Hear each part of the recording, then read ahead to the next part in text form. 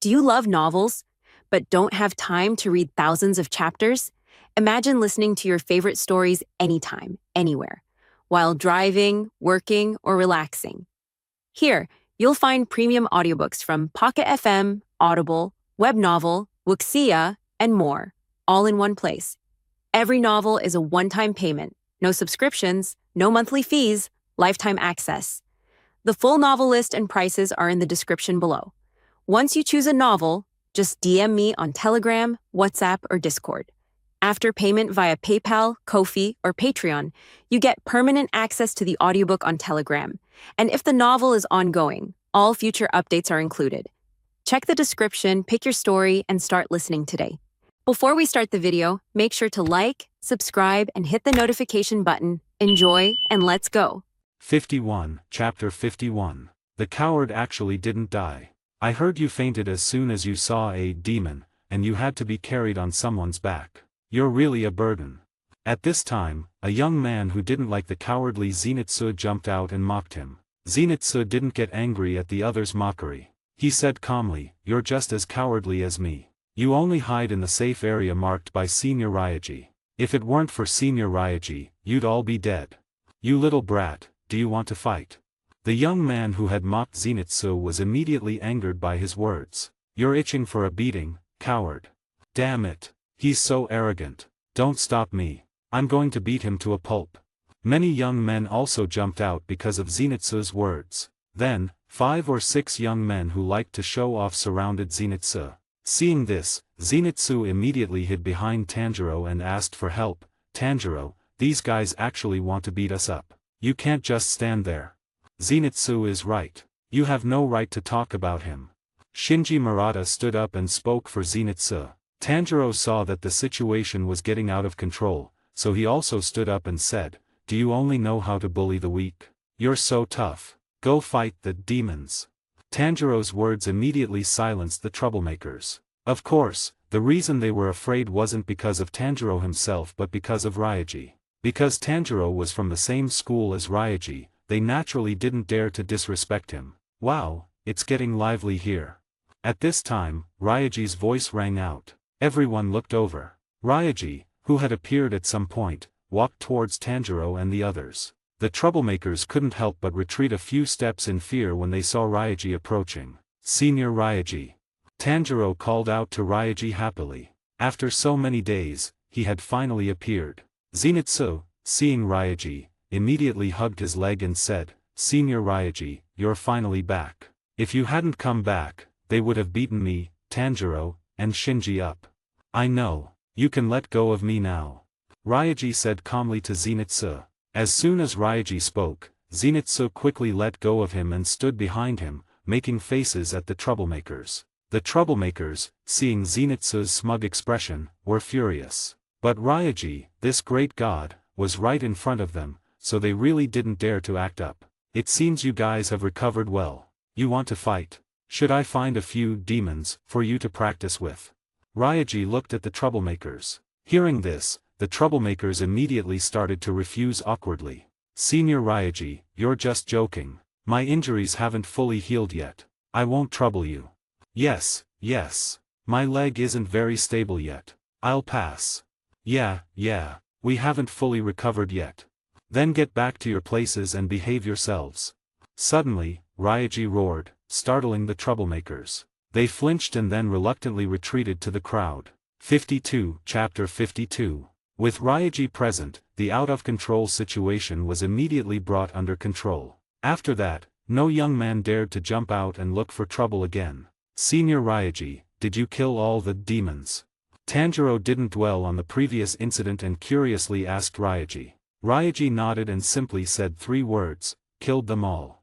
Before sunrise, Ryaji had finally killed the last demon on Mount Fushikazan in 4 days and received a reward for completing the mission. Wood breathing and the Ghost God Devourer ability upgraded to D rank. Ryaji was still studying wood breathing. As for the D rank Ghost God Devourer ability, it allowed Ryaji to devour demons with blood demon arts and gain the ability to use those blood demon arts. However, he could only use them in his demonification state. He couldn't use them in his normal state. Demons with blood demon arts were already on a different level than the demons Ryaji had killed on Mount Fushikazan. They were more advanced demons. Blood demon arts were a type of skill that demons evolved. These skills were varied and unique. Each demon had different blood demon arts. Because Ryaji hadn't encountered many demons, he didn't know much about blood demon arts. After that, Ryaji didn't choose to stay with the young men. He took Tanjiro and the others to find a quieter place to stay. Senior Ryaji, all the demons are dead. What are we going to do next? Tanjiro asked Ryaji after sitting down. Wait for the time to end and complete the selection. Ryaji said calmly. The next few days were extremely leisurely. During this time, Shinji Murata, the weakest, was responsible for preparing food. Tanjiro, having nothing to do, practiced water breathing repeatedly. When he encountered something he didn't understand, he would ask Ryaji for guidance. Besides guiding Tanjiro, Ryaji was quietly studying wood breathing. Because the system only rewarded him with the wood breathing technique, he didn't know if wood breathing was like water breathing and had its own techniques. Time flew by, and 7 days passed. As the morning sun rose, Ryaji took Tanjiro and the others down the mountain. At this time, many people had already gathered at the foot of the mountain. Most of them had luckily passed the selection thanks to Ryaji. However, Ryaji didn't have any thoughts about this. He was just trying to complete the mission. Seeing Ryaji appear, the young men who had been saved by him all retreated respectfully. Ryaji's arrival was like a god descending. Tanjiro looked around and immediately saw the only girl who had come to participate in the selection. Seeing her, Tanjiro couldn't help but feel relieved. So, she hadn't perished. Ryaji quickly saw the little girl as well.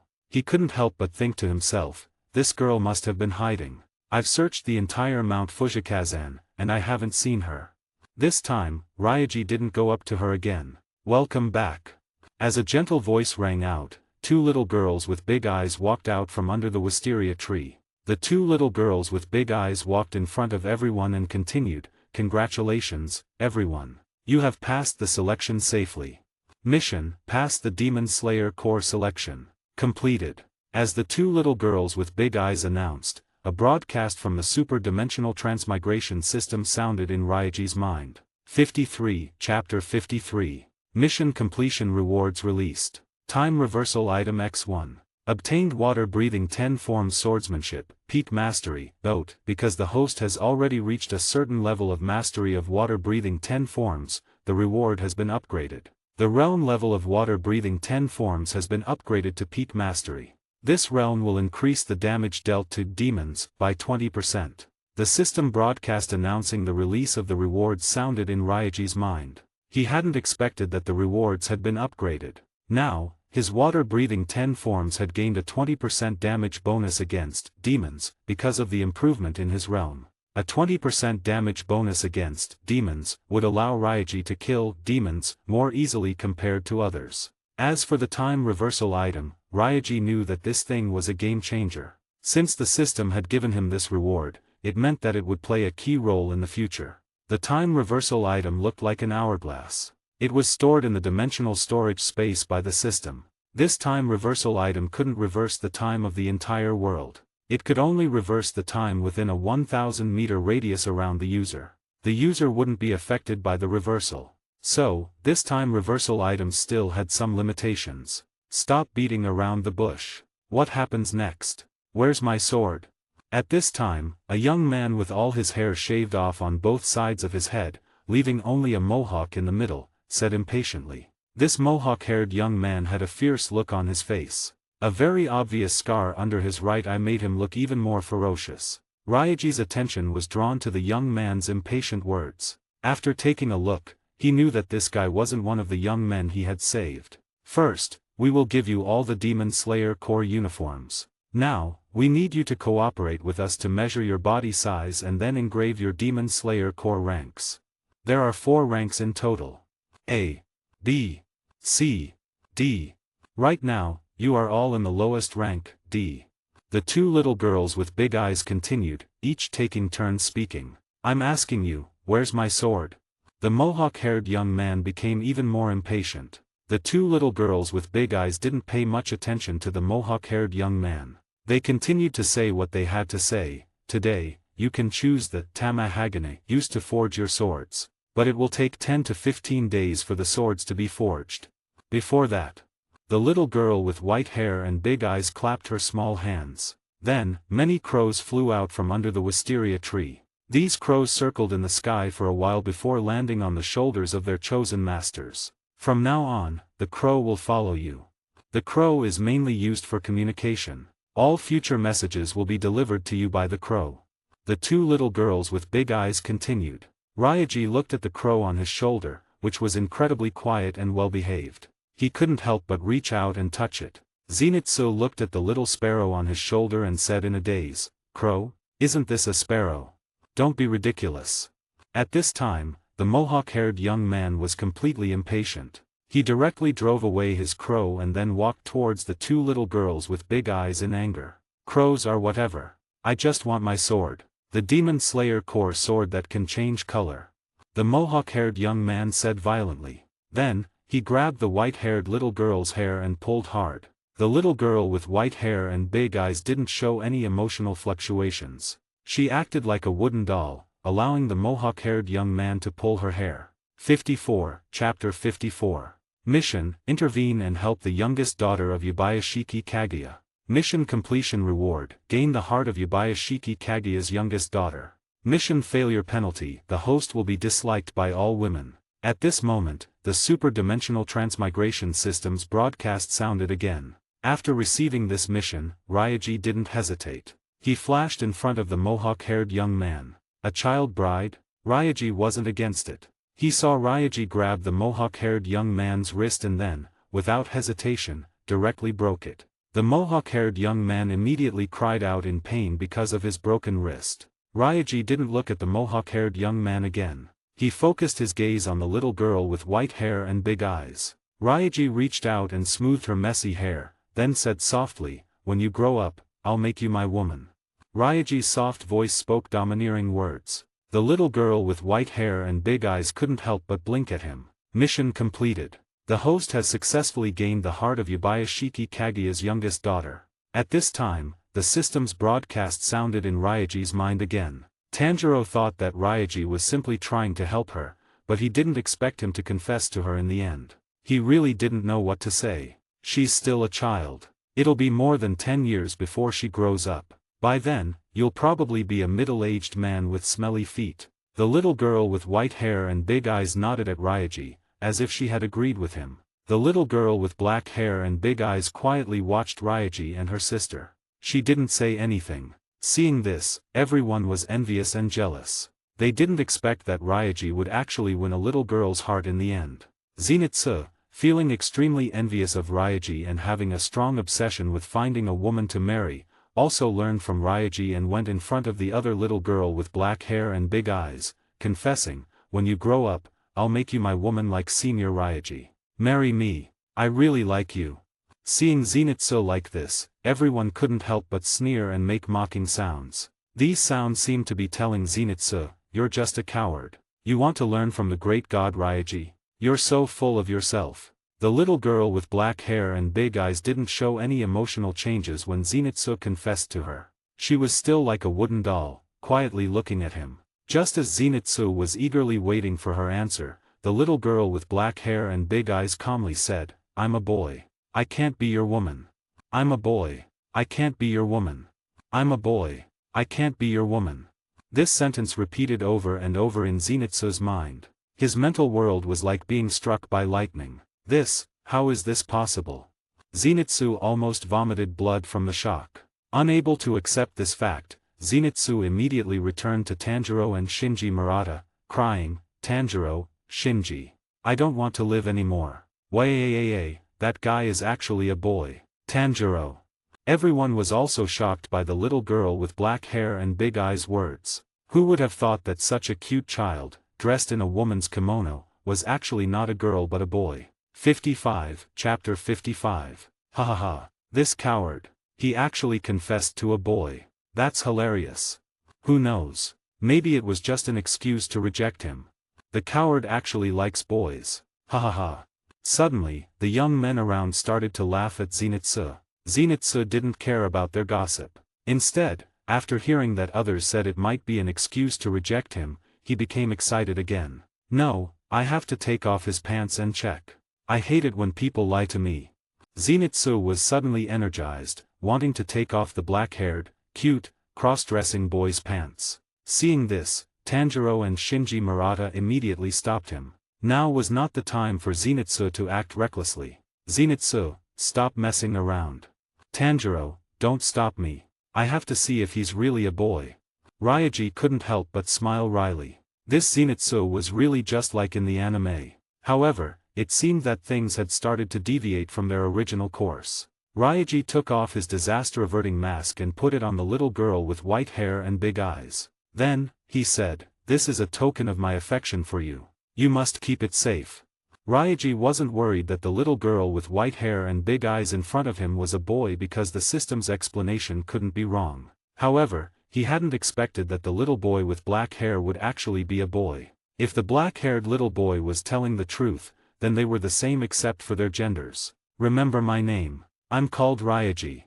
Ryaji continued to tell the little girl with white hair and big eyes. "Yubayashiki Keiko. Keiko Yubayashiki." The little girl with white hair and big eyes looked at Ryaji's delicate features and told him her name. The mohawk-haired young man, seeing that Ryaji had injured him just to flirt, couldn't help but be furious. "You bastard. You're so annoying." He then drew his sword with his uninjured left hand. Water breathing, 11th form, water shadow slash.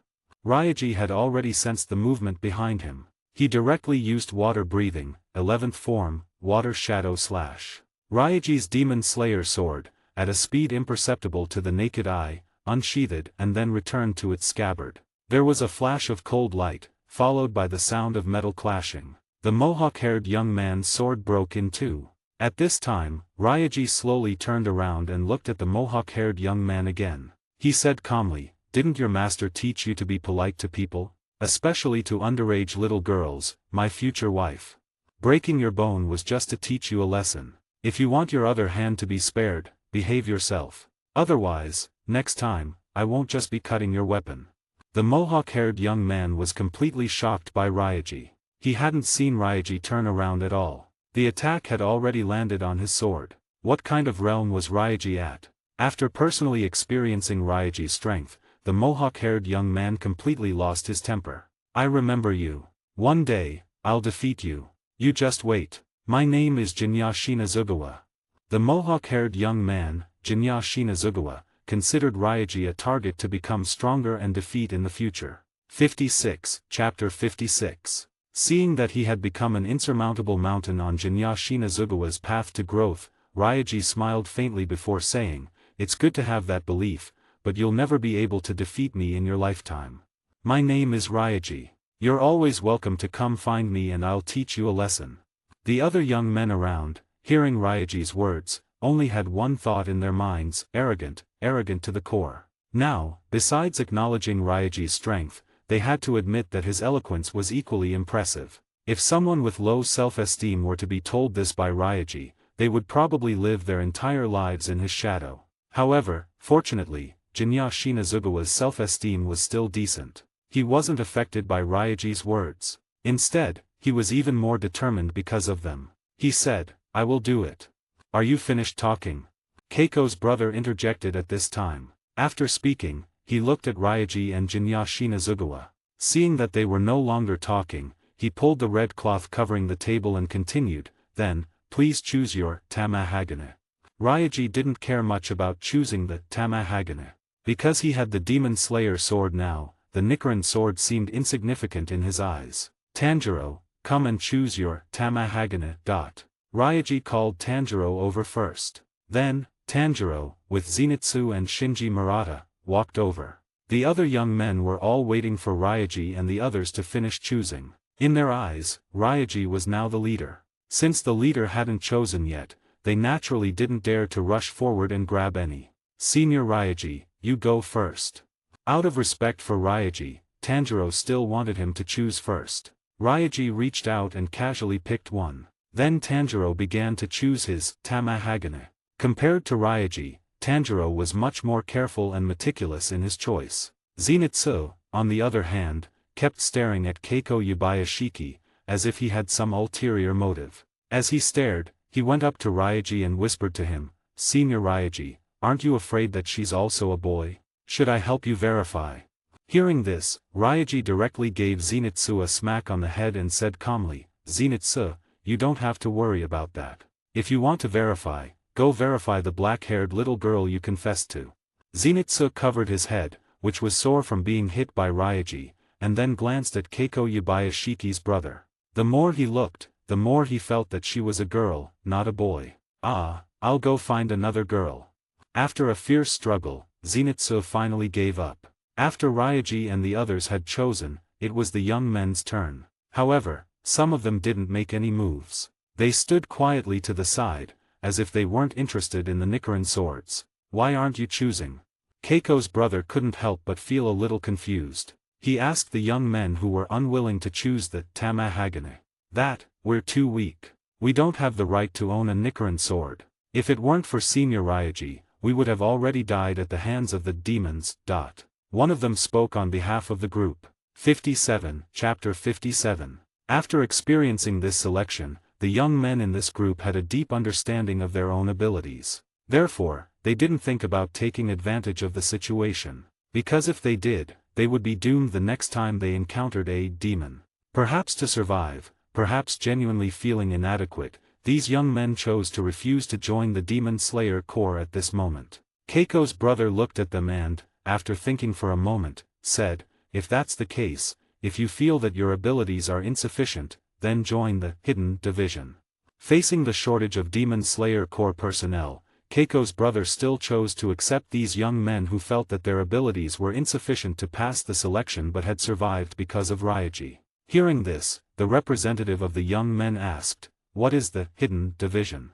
The Hidden Division is a division that is specifically responsible for the logistical support of the Demon Slayer Corps. Besides chores, their main task is to clean up battlefields. It's much safer than killing demons. At this time, Keiko Yabayashiki explained. Hearing that it was a division responsible for logistics, the young men all felt relieved. The representative looked at the others. Seeing that most of them nodded, he said, "Okay, we'll join the Hidden Division. We'll also do what we can to contribute to the cause of killing demons."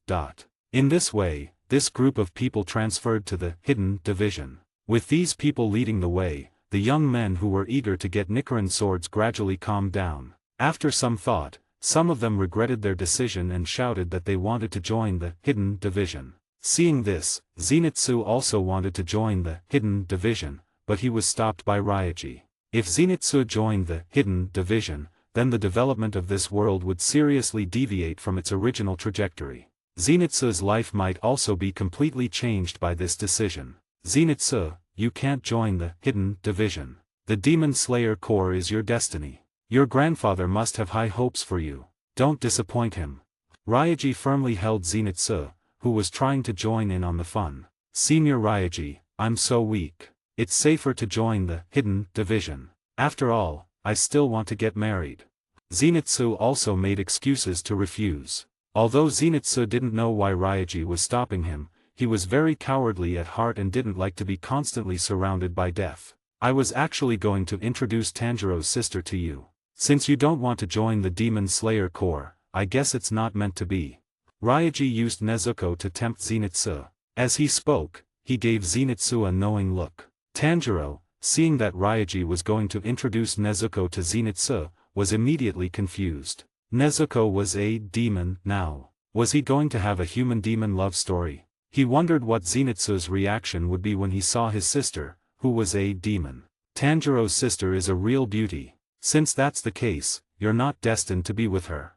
Ryaji pretended to say with regret. Faced with Ryaji's temptation, Zenitsu immediately started to fantasize. He was smiling foolishly in his fantasy. Ryaji, seeing Zenitsu's change, knew that he had fallen for it. He was just like in the anime, with no immunity to beauty. 58, Chapter 58. Tanjiro, seeing Zenitsu's foolish expression, was filled with helplessness. Even if his sister was human, could she be happy with this guy? "Senior Ryaji, we have a deal then. I'll join the Demon Slayer Corps, and you'll introduce Tanjiro's sister to me. Don't go back on your word." Zenitsu, tempted by Tanjiro's sister, changed his mind again. Don't worry, Ryaji assured him. Shinji Murata, because of his own determination and because he wanted to stay with Ryaji, Tanjiro, and the others, didn't choose to transfer to the hidden division. In the end, after Keiko Yabayashiki and her brother recounted the numbers, 2/3 of the people transferred to the hidden division, while the remaining 1/3 stayed in the Demon Slayer Corps. Those who changed their minds midway returned their Tamahagane. Half an hour later, the Demon Slayer Corps selection officially ended. The young men gathered on Mount Fujikazan gradually dispersed. Just as Ryaji was about to leave, Keiko Yabayashiki came to him. In front of Tanjiro, Zenitsu, and Shinji Murata, Keiko Yabayashiki hugged Ryaji and said, "Remember the promise you made to me."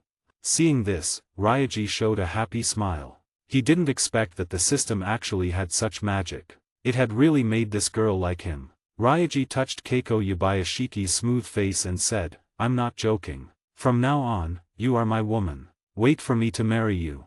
Then goodbye." Keiko Yabayashiki didn't say anything more. After bidding farewell to Ryaji, she returned to her brother's side. "Senior Ryaji, please teach me your flirting secrets." Zenitsu was extremely envious. He immediately hugged Ryaji's leg again. After watching Keiko Yabayashiki leave, Ryaji looked down at Zenitsu, who was hugging his leg, and said coldly, "Zenitsu, if you don't let go, I won't introduce Tanjiro's sister to you."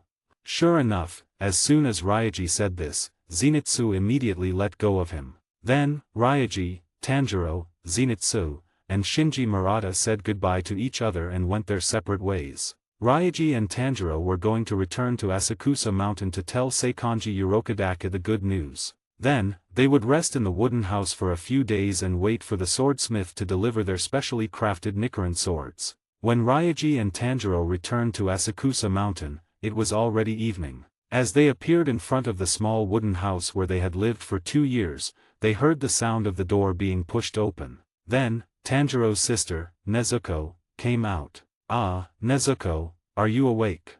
Tanjiro, unable to contain his excitement and joy, shouted out. Nezuko, hearing the sound, looked in the direction where Tanjiro and Ryaji were. After looking at them for a moment, she ran towards Tanjiro. Seeing this, Tanjiro also ran towards Nezuko. Because he was too excited, Tanjiro tripped and fell to the ground after running a few steps. After Tanjiro fell, Nezuko hugged him. The siblings embraced each other. Tanjiro's excitement was out of control, and he burst into tears. "Why did you suddenly fall asleep? You didn't wake up for so long. I thought you were going to die." Tanjiro, who had suppressed his emotions for 2 years, finally erupted in front of Nezuko. Ryaji stood there quietly watching the touching scene between the siblings. Seikanji Urokodake, who had just returned from collecting firewood, also saw this scene. After looking at Ryaji for a few seconds, he dropped the firewood in his hand and walked towards Tanjiro and Nezuko. Then, he hugged the siblings together. 59, Chapter 59. "You're back. That's great. It's good that you're back," Seikanji Urokodake murmured. Ryaji and Tanjiro were able to return together. The tragedy of Sabito hadn't happened to Ryaji. The knot in Seikanji Urokodake's heart was finally untied. Of all Seikanji Urokodake's disciples, besides Jiyu Tomioka, Ryaji and Tanjiro were the second and third people to survive the selection. Because almost all his disciples hadn't survived the selection, Seikanji Urokodake felt that it was his fault for not teaching them well. So, he had been living with guilt. Now, Ryaji and Tanjiro's return had become the key to unlocking Seikanji Urokodake's shackles. After Tanjiro vented his pent-up emotions, Ryaji and Tanjiro took a bath and changed into clean clothes. Seikanji Urokodake prepared dinner for the two of them, still Tanjiro's favorite hotpot with extra ingredients. As for Nezuko, she was quiet and stayed aside like a few-month-old baby. During dinner, Seikanji Urokodake asked Ryaji and Tanjiro about what had happened on Mount Fujikazan. Tanjiro looked at Ryaji. Ryaji nodded at him, handing the right to speak to Tanjiro. He quietly enjoyed the delicious food. Knowing Ryaji's intention, Tanjiro told Seikanji Urokodake about Ryaji's actions on Mount Fujikazan. Hearing this, Seikanji Urokodake looked at Ryaji with a serious expression. He was silent for a long time before angrily questioning Ryaji. "Ryaji, have you forgotten what I told you?" Feeling Seikanji Urokadake's anger, Ryaji stopped what he was doing and looked directly at him. He said, "Master, I haven't forgotten what you said. It's just that I'm not him, so I'll never die in the selection. You can't forget that I promised you that I would live longer than you. I'm still waiting to hold my great-grandchild. When that time comes, I will definitely bring my son, grandson, and great-grandson to sweep your grave and pay my respects." Hearing Ryaji's words, Seikanji Urokadake wanted to scold him but couldn't bear to. Ryaji was not only his most talented disciple but also the one who could talk the most. It was because of this that Seikanji Urokadake found Ryaji very likable. Tanjiro was also amused by Ryaji's words and couldn't help but steal a laugh. As for Tanjiro, he didn't think as far ahead as Ryaji. However, seeing that Ryaji had said this, Tanjiro, also as Seikanji Urokadake's disciple, chimed in, "Master, I will also bring my son, grandson, and great-grandson and sweep your grave with Senior Ryaji." Seikanji Urokadake, with a joy that couldn't be concealed, couldn't help but laugh and say, "You two little brats, you're just talking nonsense. Old man, I met a demon on Mount Fushikazen who knew you. The demon seemed to have a deep grudge against you. I think the senior brothers and sisters who didn't come back before were killed by this demon. It seems to identify people through the disaster-averting masks you gave us." Ryaji mentioned the hand demon to Seikanji Urokadake at this time. That demon was also a deformed demon. It was abnormally large and covered in arms. "Master, my Nichiren sword broke when I slashed its neck." Tanjiro also told Seikanji Urokadake with a lingering fear. Hearing this, Seikanji Urokadake was also a little surprised and astonished. A deformed demon knew him? Chapter 60. I think that demon must have lived on Mount Fushikazen for a long time. It gradually grew stronger by eating the people who came to participate in the selection. Ryaji shared his analysis. Seikanji Urokadake didn't immediately answer. He pondered for a long time before guessing, "Perhaps it was a demon I captured when I was young. But I don't know why that demon was able to live for so long. Because the demons, imprisoned on Mount Fushikazen, to prevent them from eating too many people and becoming too powerful, the Demon Slayer Corps would clean up Mount Fushikazen every 5 years. Then, they would imprison a new batch of demons on Mount Fushikazen. Perhaps that guy hid himself deliberately so that he could one day take revenge on me." After speaking, Seikanji Urokadake sighed. After hearing Seikanji Urokadake's explanation, Ryaji wasn't surprised because it was similar to what he had guessed. After sighing, Seikanji Urokadake picked up his cup and took a sip of hot tea. After calming down for a moment, he continued to look at Ryaji and said, "However, this year is exactly 5 years. Since you've killed all the demons on Mount Fushikazen, you've saved the Demon Slayer Corps a lot of trouble. Ryaji, Tanjiro, although you've passed the final selection of the Demon Slayer Corps, you mustn't be blindly confident. Because I just said that the demons used to select Demon Slayer Corps members on Mount Fushikazen were not very strong. The demons you will face in the future will be much stronger than those on Mount Fushikazen. These demons are different from those on Mount Fushikazen. They may even use blood demon arts similar to sorcery. You have to be even more careful when fighting them." Hearing this, Tanjiro suddenly interjected, "That, I think Nezuko is different from other demons. Is it because of this blood demon art?" Seikanji Urokadake immediately denied Tanjiro, saying, "No, your sister's situation should not be related to blood demon arts. According to my guess, Nezuko, in order to avoid eating human flesh, has chosen to rely on sleep to recover her strength." Hearing Seikanji Urokadake's words, Tanjiro felt a sense of joy in his heart. As if he was happy for the choice his sister had made. "I'm full. Tanjiro, you can do the dishes after dinner." Ryaji put down his bowl and chopsticks with satisfaction. Tanjiro was helpless but couldn't refuse. 15 days later. On the morning of Asakusa Mountain, a man carrying a long box wrapped in cloth walked along the mountain path. The man was wearing a brown kimono with a sun pattern. He had a bamboo hat on his head, with many wind chimes hanging on the edge of the hat. As the breeze blew, the wind chimes made a pleasant sound. The man walked slowly through Asakusa Mountain and finally arrived in front of the small wooden house where Ryaji and Tanjiro were. Seikanji Urokadake, who was meditating in the room, had already heard the sound of the wind chimes. He told Tanjiro, "Tanjiro, a guest has arrived. Go greet them." Guest. Tanjiro was stunned for a moment. Then, Ryaji said, "The swords have arrived." These three simple words made Tanjiro understand immediately. He got up and went outside to greet the guest. Outside the wooden house, Tanjiro indeed saw the man who had come to deliver the swords. Looking at this mysterious man in front of him, Tanjiro didn't know what to say. 61, Chapter 61. That.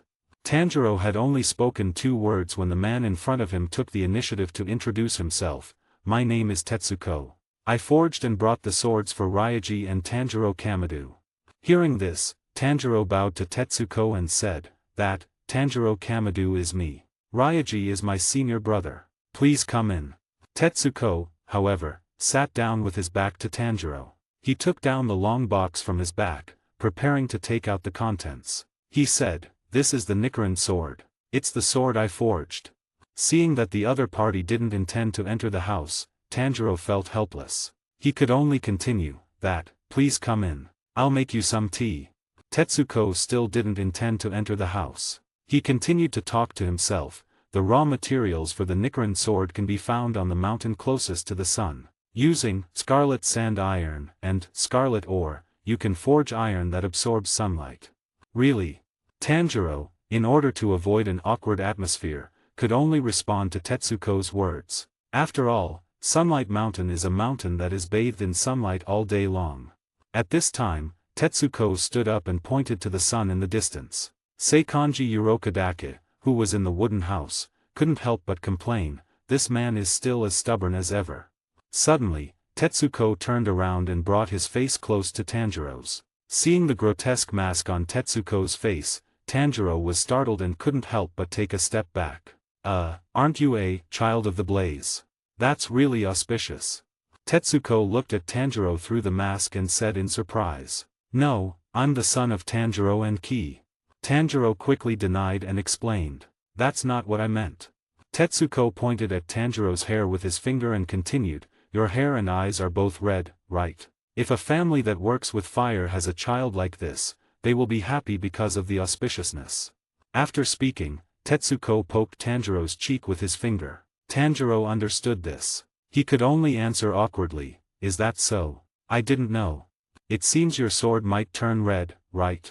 "Right, Seikanji," Tetsuko said, calling out to the house. Seikanji Urokadake, who was in the house, responded in a deep voice. Then, Tetsuko entered the wooden house with the forged Nichiren sword. Tanjiro quickly followed him in. After entering the wooden house, Tetsuko sat down next to Seikanji Urokadake.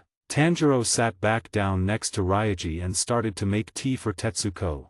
Tetsuko placed the Nichiren sword in front of Ryaji and Tanjiro. Then, he looked at Ryaji and said, "What a rare hair color. It has 2 colors. Although blue is only a little bit." At this time, Tanjiro handed Tetsuko the brewed tea and said, "Mr. Tetsuko, please have some tea."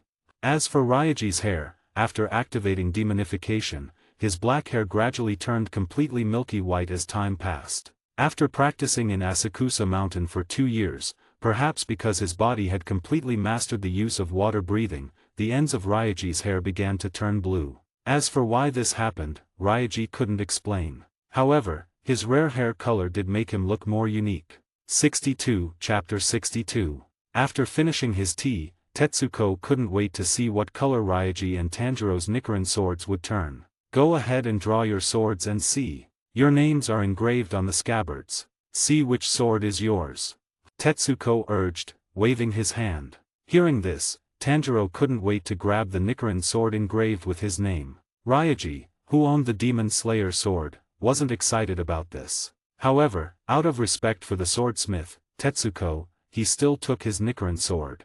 The Nichiren sword, also known as the color-changing sword, will change color according to its owner. Tetsuko continued. Hearing this, Tanjiro couldn't help but draw his Nichiren sword. Then, he carefully examined the blade. A few seconds later, the golden original color of the blade of Tanjiro's Nichiren sword gradually turned black from the tip. The black color spread all the way to the entire blade. Tanjiro couldn't help but feel amazed. "Black!" Tetsuko couldn't help but shout, his voice tinged with dissatisfaction. His entire body trembled uncontrollably. Black, huh? Seikanji Urokodake, on the other hand, seemed very calm. He murmured. Seeing Tetsuko so nervous, Tanjiro couldn't help but become nervous as well. He asked, is black not good? Is it unlucky? At this time, Seikanji Urokodake explained to Tanjiro, no, not really. It's just that black isn't very common. Tetsuko, unable to hold it in any longer, shouted in frustration, I thought I would see a bright red blade. Damn it. After shouting, Tetsuko jumped up and hugged Tanjiro. Then, he used a grappling technique to lock Tanjiro. Tanjiro, unable to move much, could only shout, ouch, ouch, ouch. Mr. Tetsuko, please calm down. How old are you? You're still acting like a child. Hearing this, Tetsuko wasn't embarrassed at all. He answered seriously, 37. Ryaji didn't pay attention to them. He was curious and drew his Nichiren sword. He was also curious to see what color his Nichiren sword would be. A few seconds after Ryaji drew his Nichiren sword from its scabbard, the blade began to change color. The blade of Ryaji's sword turned two colors, light blue and dark green. These two colors didn't appear evenly and collided with each other. Finally, under the mutual pressure of the dark green and light blue, the light blue part was squeezed into a wave shape on the blade. The other side of the blade was covered in dark green. Two colors. Seikanji Urokodake, sitting aside, was rarely shocked after seeing the color of Ryaji's Nichiren sword. Tetsuko, hearing Seikanji Urokodake's words, immediately shifted his gaze to Ryaji's Nichiren sword. Seeing Ryaji's two-colored Nichiren sword, Tetsuko immediately released Tanjiro and quickly went in front of Ryaji, carefully examining the two-colored blade up close. It actually has two colors. What's going on? Tetsuko was a little confused. Please let me have a look at the sword. Tetsuko couldn't contain his excitement. He wanted to take the Nichiren sword from Ryaji's hand. Ryaji didn't mind. He handed the Nichiren sword to him. At this time, Seikanji Urokodake couldn't help but lean over and study Ryaji's two-colored Nichiren sword with Tetsuko. 63, Chapter 63. Seeing that Seikanji Urokodake was unusually concerned, Tanjiro couldn't help but lean over and ask, Master, Mr. Tetsuko, is Senior Ryaji's two-colored blade special? It's not a matter of whether it's special or not. It's that two-colored blades have never existed before. Seikanji Urokodake told Tanjiro. Hearing Seikanji Urokodake's words, Ryaji finally understood why they were so shocked. It turned out that his two-colored Nichiren sword was one of a kind. What's different about this two-colored Nichiren sword? Is it just purely beautiful? Ryaji couldn't help but ask himself. It's simply exquisite. These two colors blend together perfectly. They're so harmonious and don't clash at all. It's simply divine. Tetsuko gave Ryaji's two-colored Nichiren sword a very high evaluation. He looked at the Nichiren sword as if it were a very exquisite beauty. Since the two-colored Nichiren sword is one of a kind, what's different about it compared to ordinary Nichiren swords? Ryaji brought this up at this time. As soon as Ryaji asked this question, he stumped Seikanji Urokodake and Tetsuko. They had never used a two-colored Nichiren sword, and two-colored Nichiren swords had never existed before. There were no records from previous generations, so no one knew what the difference was. Perhaps you'll have to use it to find out. Seikanji Urokodake gave a relatively plausible answer. Tetsuko nodded in agreement. After all, the color was determined by the owner. Since Ryaji's Nichiren sword had turned two colors, it should be related to Ryaji himself. Based on my speculation, I think the light blue part, which looks like water droplets, should be related to the water breathing that Ryaji has learned. Because your sword, Seikanji, is also light blue. As for this sudden green, I can't guess.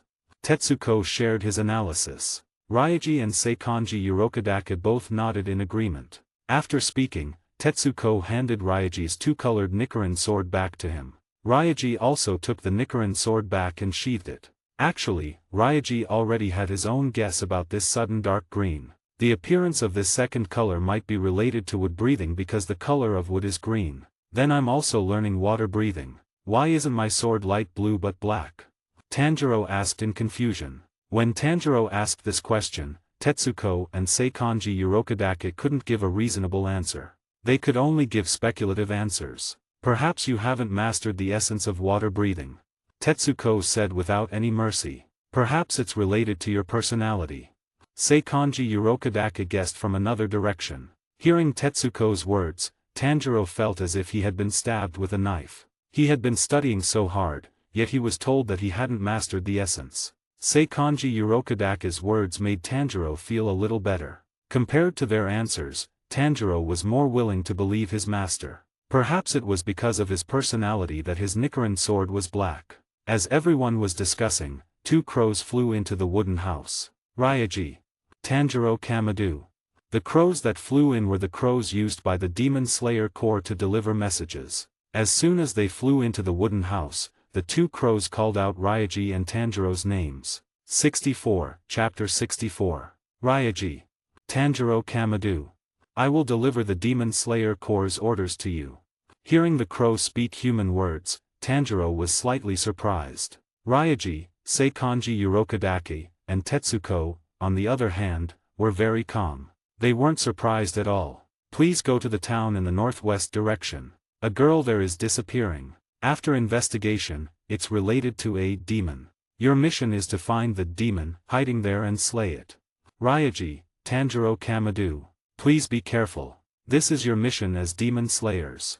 The two crows, after delivering the mission order, flew out of the wooden house. After receiving the Demon Slayer Corps' mission, Ryaji and Tanjiro rested for a day. Then, on the morning of the next day, they changed into their Demon Slayer Corps uniforms. Ryaji wore a blue robe with water ripple patterns over his uniform. Tanjiro wore a black and green checkered robe. Ryaji's robe was specially prepared for him by Seikanji Urokadake. Perhaps he considered Ryaji his successor. Tanjiro's robe was made by his mother before she passed away. Actually, Tanjiro also had a blue robe with water ripple patterns like Ryaji's, but he preferred to wear clothes that brought back memories of his mother. Before they left, Seikanji Urokadake called Ryaji and Tanjiro to him, ready to give them his final instructions. Ryaji, Tanjiro, before you begin your Demon Slayer Corps mission, there's something I want to tell you. About the Black Blade, there's a rumor that swordsmanship that can't achieve great things is a black blade. This might be related to your personality, so don't let your personality affect you at critical moments. Hearing this, Tanjiro didn't have any negative emotions. He didn't care much about achieving great things. What Tanjiro cared about was whether Nezuko could become human again. Master, I don't know what will happen to me in the Demon Slayer Corps, but I will definitely work with Senior Ryaji to turn Nezuko back into a human. Tanjiro answered Seikanji Urokadake. Hearing Tanjiro's words, Ryaji looked at Nezuko, who was hiding under the covers and peeking at him and Tanjiro. Seikanji Urokadake also had faith in Ryaji and Tanjiro. Yes. I believe in you too. Ryaji, your talent is undeniable, so you must be careful and cautious when making decisions. Because your decisions might affect Tanjiro's life or death. Seikanji Urokadake also reminded Ryaji. Ryaji nodded. He knew that his existence and choices were constantly affecting the development of this world. Finally, take this. Seikanji Urokadake said this and pushed a small wooden box in front of Tanjiro. This is a box for carrying your sister during the day. It's made of karaikumo cedar, which is a very light wood. The surface of the karaikumo cedar has also been treated with rock lacquer, which greatly improves its sealing and strength. Thank you very much, Master. Tanjiro thanked Seikanji Urokadake with a bow and then picked up the karaikumo cedar box. Picking up the karaikumo cedar box, Tanjiro was shocked by its weight. It's so light. It's really so light. Tanjiro exclaimed. Then, Tanjiro took the karaikumo cedar box to Nezuko and motioned for her to get inside. Nezuko, obediently, wriggled into the box like a caterpillar. Let's go, Senior Ryaji. After doing this, Tanjiro said to Ryaji. 65, Chapter 65. There's one more thing. It might be a clue to turning your sister back into a human. Over 1,000 years ago, the first demon was born. As the progenitor of demons, its blood possesses the power to turn people into demons. So, your sister becoming a demon might be related to it. Your family was probably killed by it. Perhaps, that guy knows how to turn a demon back into a human. Hearing Seikanji Urokadake's words, Ryaji knew that the demon he was talking about was actually the demon king Muzan Kibutsuji. As Seikanji Urokadake spoke, Tanjiro couldn't help but interject. It's been over 1,000 years. Is it still alive? Where is it? As the progenitor of demons, its whereabouts wouldn't be easily revealed. Seikanji Urokadake raised his voice, seemingly displeased by Tanjiro's foolish question. Actually, the birth of the Demon Slayer Corps is also related to it. The ultimate goal of the Demon Slayer Corps is to completely eliminate it. So, for over 1,000 years, Demon Slayers have been searching for its whereabouts. That time, Jiyu was following its trail and then he ran into you, Nezuko, and Ryaji. Remember, this demon's name is Muzan Kibutsuji. After listening to Seikanji Urokadake's final instructions, Ryaji and Tanjiro finally embarked on their new journey. They headed towards the town in the northwest direction, the mission location mentioned by the crow. Ryaji knew that after this separation, they would rarely see Seikanji Urokadake again. After a day and a night of travel, Ryaji and Tanjiro finally saw a town in the distance from the mountainside. Tanjiro stood at the edge of a mountainside, pointing to the town located on the flat ground below, and said to Ryaji, "Senior Ryaji, the town in the northwest direction should be that one, right?" "It should be." Ryaji wasn't very experienced in judging directions, so his answer wasn't very confident. Then, Ryaji and Tanjiro didn't linger. They followed the mountain slope down to the flat ground. Then, they continued along a dirt road on both sides of the fields. Finally, they reached the edge of a river. The town was on the other side of the river. There was a small pier by the river. There were many ships docked near the pier, and a lot of cargo was piled up on it. As Tanjiro, who was out on a trip for the first time, curiously looked around, he had never seen a town of this size before. After all, Tanjiro was a child who grew up in the mountains. To put it bluntly, he was an unsophisticated country bumpkin. Ryaji didn't find this particularly strange. After all, he had lived in a modern metropolis and had seen more than Tanjiro. In this way, while looking around the town, Ryaji and Tanjiro walked onto the wooden bridge and reached the other side of the river. They continued walking along the town streets, looking at the shops selling various things on both sides of the street and listening to the men and women on the street discussing things with each other. The atmosphere seemed so lively. "Senior Ryaji, how do you plan to find the demon hiding in the town?"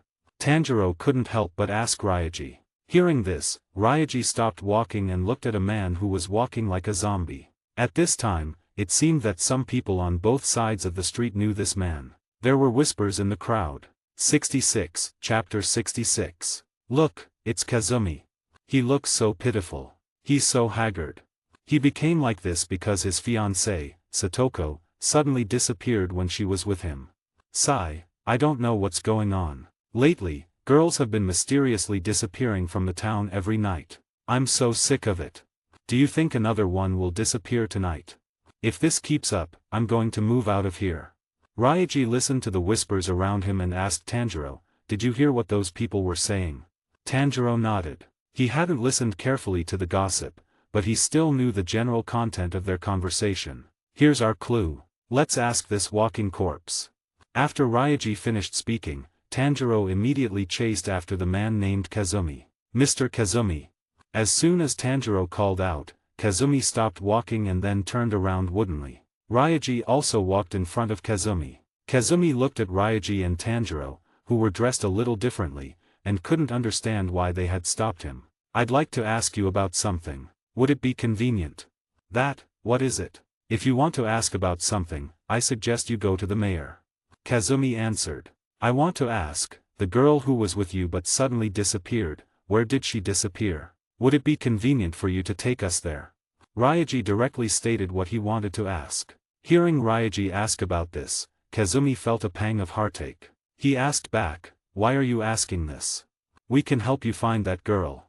Ryaji's words hit Kazumi's weak spot. Hearing this, Kazumi's heart trembled. This answer gave him no reason to refuse. Although he thought Ryaji's words were a bit far-fetched, in this situation, he could only put his hope in Ryaji and Tanjiro. He was grasping at straws. "Okay, follow me." After speaking, Kazumi began to lead Ryaji and Tanjiro. The women on both sides of the street, seeing Kazumi leave with two strangers, couldn't help but gossip again. "Are those two kids telling the truth? They actually said they would help Kazumi find Satoko. Who knows? Maybe they're going to take Kazumi to a deserted place to rob him. Didn't you see the swords on their waists?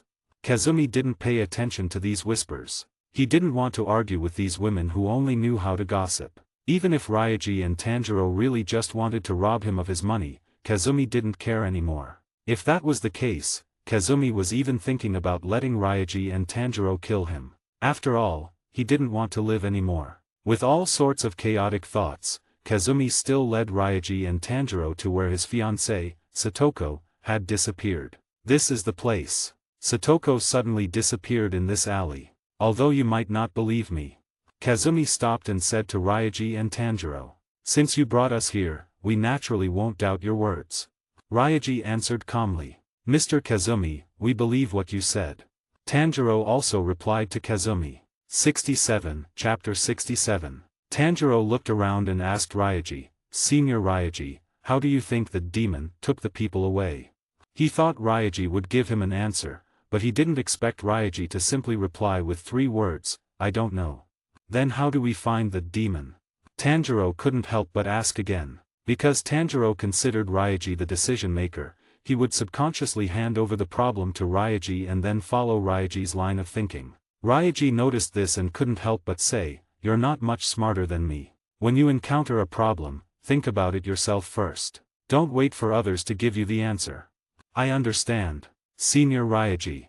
Tanjiro immediately took Ryoji's teaching to heart. Kazumi, listening to Ryoji and Tanjiro's conversation, couldn't help but interject, were you talking about demons? Why? Do you know about demons? Or have you seen one? Ryoji asked back. I haven't seen one. Kazumi quickly waved his hand in denial. However, I've only heard rumors about demons. Do you think Satoko was taken by a demon? Hearing this, Ryoji and Tanjiro both nodded. But those things don't exist, right? You're not trying to scare me, are you? Kazumi said in disbelief. You'll see when we find it. Ryoji didn't want to argue with Kazumi about whether demons existed or not, so he ended the topic. Tanjiro, it's your turn to shine now. Ryoji immediately turned to Tanjiro and said. Hearing this, Tanjiro was completely clueless. How was he supposed to shine? Use your nose to find the demon's scent. Follow the scent, and you should be able to find that guy. Ryoji continued to explain to Tanjiro. At this point, Tanjiro finally understood. His nose was extremely sensitive to smells. He could distinguish and remember all kinds of smells. Suddenly, Tanjiro felt a little annoyed. How could he forget his specialty? Really? With a sudden realization, Tanjiro immediately used his nose to smell every corner of the alley. Kazumi, seeing Tanjiro like this, thought he was a little strange. Ryoji quietly waited for Tanjiro to finish checking this place to see if he had any new discoveries. Tanjiro carefully smelled the alley for a few minutes. Then, he returned to Ryoji and said, Senior Ryoji, I did find the demon's scent here, but it's very faint and erratic. It's clear that the demon hasn't been here for a long time. Then, let's follow the direction the scent drifted. This might be hard on you. Ryoji told Tanjiro his plan. Hearing this, Tanjiro didn't mind at all. He said, It's fine. The most important thing is to find the demon. Then, Tanjiro followed the direction of the remaining scent. You come along too. Ryoji said calmly to Kazumi. Kazumi didn't mind. He followed behind Tanjiro, who was smelling the ground, houses, and walls everywhere. Tanjiro smelled his way from the alley to the street. Because of his strange behavior, he attracted the attention of many passers-by. 68, Chapter 68. What's this kid doing, sniffing around like a little dog? I don't know whose kid it is. What a disgrace to his parents. The people on the street whispered and gossiped about Tanjiro, but Tanjiro wasn't affected by their whispers. In his perception, there was only one thing, the lingering scent of the demon. Ryoji didn't pay any attention to the passers-by's gossip about Tanjiro, but he did hear some housewives gossiping about him. That white-haired boy is so handsome. He has such a good aura. If I wasn't married, I'd go up to him and offer myself to him. Yumi, he's still a child. You're too old for him. What's wrong with that? I was a beauty when I was young, okay. I'm definitely a match for that white-haired boy. As Tanjiro sniffed, the orange-red sunset illuminated the entire town, making it look like a fairyland. Ryoji hadn't expected Tanjiro to be so persistent. He had been sniffing for almost half a day. During this time, Tanjiro had walked through almost half of the town. Ryaji and Kazumi had also accompanied him for so long. Fortunately, Kazumi's perseverance was also pretty good, and he didn't complain much. At this time, Tanjiro stopped and turned to Ryaji. "Senior Ryaji, the scent here is much stronger than anywhere else we've been. I think the demon stayed in this area last." Ryaji nodded and asked Tanjiro, "Tanjiro, since that's the case, do you want to rest?" "Senior Ryaji, it's going to be dark soon after sunset. We don't have time to rest. We must patrol this area carefully because the demon might come out to move around any time at night." Tanjiro didn't want to rest. He said seriously to Ryaji. Ryaji didn't force him. Instead, he looked at Kazumi. Kazumi was an ordinary person, so he had to consider Kazumi's feelings. I'm fine. Are you really demon slayers? Does the demon slayer corps really exist?" Kazumi said to Ryaji and Tanjiro. Facing Kazumi's question, Ryaji nodded and didn't say anything more. Soon, the sun set, and it became completely dark. The streetlights were lit on schedule. Ryaji, led by Tanjiro, quickly patrolled this area. Because they weren't sure where the demon would appear, this was the simplest and most effective way. Suddenly, Tanjiro's face changed, and he shouted, "Senior Ryaji, the scent is getting stronger. It's here." As soon as he finished speaking, Tanjiro ran wildly towards the place where the scent suddenly became stronger. Ryaji didn't hesitate at all. He quickly followed. Tanjiro dashed across the ground, while Ryaji took a few strides and jumped onto a nearby shop. He looked down from the shop, observing Tanjiro's route. The two of them, one up and one down, were like martial arts masters in a wuxia film. Kazumi hadn't expected Ryaji and Tanjiro to react so quickly and be so skilled. He was stunned. Kazumi, lagging behind, could only try his best to catch up with Ryaji and Tanjiro. 69, Chapter 69. Following the scent that was getting stronger, Tanjiro quickly chased after it and reached an alley. This alley wasn't the same one where Kazumi's fiancée had disappeared. It was a different alley. Tanjiro stopped in the middle of the alley. Ryaji stood firmly on the wall behind him. "This is the place," Tanjiro thought to himself. At the same time, his body instinctively drew his sword. Then, he pulled his Nichiren sword out of its scabbard. Ryaji still stood quietly on the wall. He didn't intend to make a move. Tanjiro looked around, but he didn't see anything unusual. Just as he was about to ask Ryaji's previous teachings echoed in his mind. So, Tanjiro gave up on asking Ryaji for help and started to think for himself. "Scent. I just need to find where the scent is coming from," Tanjiro muttered to himself. Then, he closed his eyes, using only his nose as his sole sense. "It's here. Underground," Tanjiro shouted, then opened his eyes wide. Then, he plunged his Nichiren sword into the ground beneath his feet. Suddenly, black water splashed everywhere, as if Tanjiro had burst a water pipe. Then, a puddle of water appeared on the ground. A piece of a woman's kimono floated on the surface. Seeing this, Tanjiro's face changed instantly. He reached into the water. As his hand touched the water, Tanjiro knew that it was a woman. He immediately wanted to pull her up, but he found that something was still grabbing the woman underwater. Tanjiro bit his Nichiren sword in his mouth and reached into the water with both hands. He completely hugged the woman. Finally, Tanjiro bent over and leaped into the air with all his might. He finally pulled the woman out of the puddle on the ground. Under the force of gravity, Tanjiro landed back on the ground. The woman he was holding was unconscious. In the puddle of black water, a hand emerged from the surface. In the palm of that hand, there was a piece of clothing torn from the woman. This piece of clothing was the one that Tanjiro had pulled away. Then, from the black water on the ground, a demon, wearing tight-fitting mesh clothing and with red eyes emerged from the water. There were 3 horns on the demon's forehead. A demon with blood demon art. Tanjiro was startled, seeing only half of the demon's body emerging from the ground. He didn't expect to encounter one on his first mission. At this time, the water demon, which only had half its body exposed, angrily gnashed its teeth at Tanjiro, making a grinding sound. At the same time, the arm that Tanjiro had slashed was gradually healing. At this time, Kazumi, who was late, also saw the water demon with half its body exposed. He was immediately shocked and asked himself, "Is that guy a demon?" At this time, the water demon suddenly completely submerged into the black water. As the water demon disappeared, the puddle of black water on the ground also vanished without a trace. There was no water stain left on the ground. "Mr. Kazumi, I'll leave this girl to you. Senior Ryaji and I will eliminate this demon and bring peace back to the town." Tanjiro took his Nichiren sword out of his mouth and then said to Kazumi, who had arrived. Chapter 70. Kazumi, still a little dazed, took the girl from Tanjiro's hands. At this time, Ryaji said to Tanjiro, "Tanjiro, you're going to deal with this demon alone." Tanjiro, hearing this, didn't understand Ryaji's intention. He asked, "Senior Ryaji, aren't you going to make a move?" Ryaji smiled and answered, "If I make a move, you'll just be watching. Consider this your trial." Tanjiro, having seen Ryaji's strength on Mount Fujikazan, knew how terrifying he was. He couldn't grow if he was always under Ryaji's protection.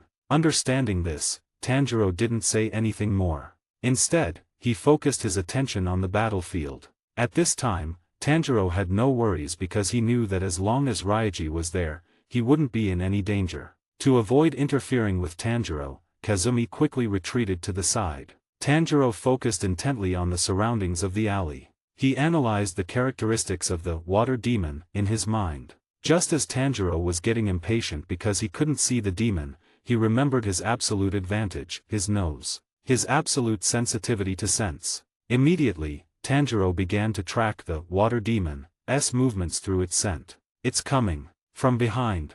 The next moment, Tanjiro took action. He turned around and attacked. Water breathing, 5th form.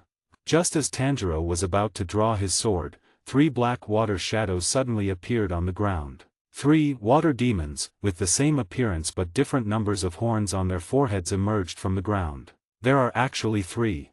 Tanjiro was very surprised. The attack he was about to unleash stopped abruptly. At this time, Tanjiro couldn't help but look at Ryaji, as if he was seeking help because of the change in the situation. Seeing Tanjiro looking at him, Ryaji shook his head at him, indicating that he wouldn't make a move. Seeing Ryaji's response, Tanjiro had to give up on asking for help. He bent his knees and kicked off the ground with all his might. Tanjiro leaped into the air. "Calm down. Since Senior Ryaji isn't going to make a move, it means he can handle it," Tanjiro secretly told himself. Water breathing, 8th form, waterfall basin. At this critical moment, Tanjiro changed his attack. He slashed with a waterfall basin, and a large amount of water rippled with the slash of his blade, splashing a lot of water. The 3 water demons had their arms cut off by water breathing, 8th form, waterfall basin. "Damn it. Because I changed my move midway, I didn't hit any of them in their vital points." Tanjiro was a little annoyed that he hadn't achieved a one-hit kill. The severed arms fell to the ground and were immediately swallowed up by the black water that emerged from the ground. The 3 water demons also temporarily submerged into the black water. 2 of these demons are clones created by the main body. Clones will greatly affect the demon's individual strength. So, besides having a numerical advantage, they won't pose much of a threat to you. At this time, Ryaji said leisurely to Tanjiro, "Clones. No wonder their scents are all the same." Tanjiro, after hearing Ryaji's words, was more certain of his previous guess. "They're going for Mr. Kazumi." Tanjiro sensed the water demon's intense fluctuations in scent. He immediately shouted to Kazumi, "Mr. Kazumi, get out of the way." After speaking, Tanjiro also charged towards Kazumi, launching another attack. Water breathing, 2nd form, water wheel. 71, Chapter 71. Tanjiro flipped in the air and slashed with his sword. The circular water blade that his blade swung struck the water demon that had just emerged from the water. Perhaps because the water demon's reaction and defense were too strong, Tanjiro's attack not only missed but his blade only embedded itself into the water demon's shoulder for 2 or 3 centimeters. Kazumi, in this somewhat chaotic situation, was dodging frantically and almost tripped. In the end, he managed to lean against the wall of the alley. Tanjiro immediately pulled his Nichiren sword out of the water demon's body. Then, he jumped back to Kazumi's side, protecting him while remaining vigilant of the water demon's movements. "You annoying thing, get out of the way. If you keep delaying, this woman's freshness will decrease. This woman is 16 years old now. If I don't eat her soon, her taste will gradually get worse." The water demon yelled at Tanjiro in extreme dissatisfaction. At this time, another clone of the water demon emerged from behind Tanjiro. The clone said, calm down. It's okay to have a night like this occasionally. After all, I've already eaten many 16-year-old girls in this town. They're all plump and delicious. I'm already satisfied. You're satisfied, but I'm not. No, I want to eat more. The other, more irritable clone of the water demon shouted at the clone. As the water demon argued with its clones, Kazumi gathered his courage and asked them, "You monster. Give me back Satoko, who you took away the other night." At this time, the third clone of the water demon emerged from the roof of the wall. It made an extremely ear-piercing grinding sound. Ryaji, standing on the wall, suddenly looked a little unhappy. He said unhappily, "You're so noisy." Then, a flash of cold light appeared in the darkness. The water demon, clone that couldn't speak and only made grinding sounds, had its head cut off by Ryaji's water-breathing, 11th form, water shadow slash. The severed head of the water demon clone rolled in front of Kazumi, startling him. The body and head of the water demon clone began to dissipate. Looking at the dissipating head on the ground, Kazumi exclaimed, "It's disappearing. What the hell is this thing?" Tanjiro hadn't expected Ryaji to suddenly take action and eliminate one of the water demon's clones. He was startled. Then, he looked at Ryaji, as if asking why he had suddenly made a move. "That guy, the one who couldn't speak, was making a really annoying sound, so I just sent him to meet God," Ryaji said to Tanjiro. Hearing this, Tanjiro knew Ryaji's personality. He knew that Ryaji was cold-blooded and ruthless towards all demons, except for Nezuko. Actually, Tanjiro also found the high-frequency sound of teeth grinding a bit annoying. "Damn it, you actually killed it." The water demon clone, who had a very irritable personality, shouted angrily at Ryaji, who was standing on the wall. "Don't yell at me. I'm asking you a question. You have 3 seconds to answer. Did you eat that woman already, or is she temporarily imprisoned?" Ryaji was not afraid of the irritable water demon clone. He coldly questioned it. 72 Chapter 72. "I don't know who you're talking about. If there's a hairpin belonging to that girl among these collectibles, then it means she's already been eaten. Ha ha ha."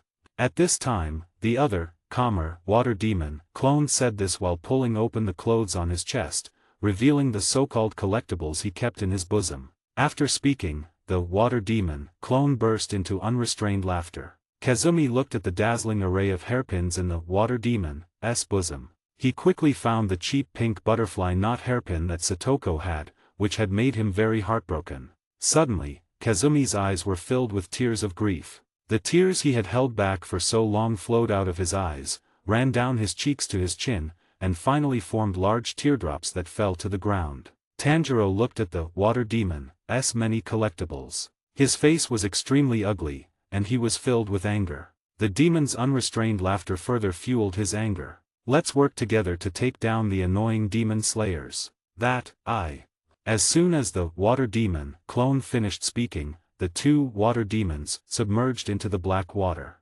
Then, the 2 water demons simultaneously launched an attack on Tanjiro. They were both very smart.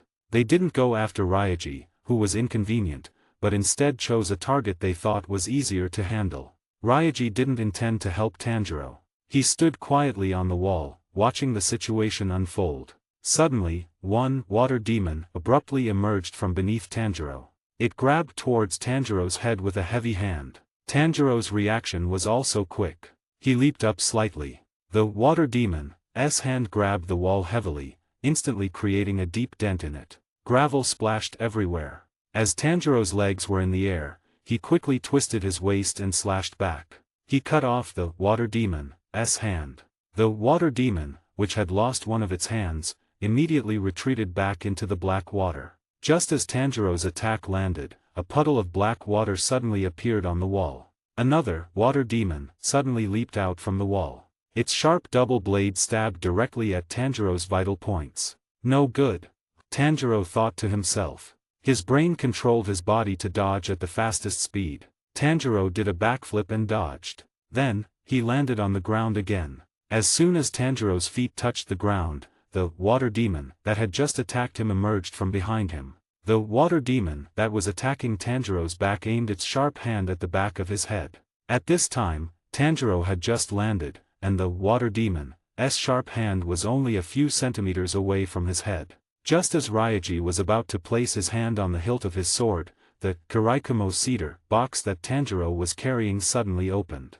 A beautiful long leg suddenly emerged from the box and kicked the water demon in the head.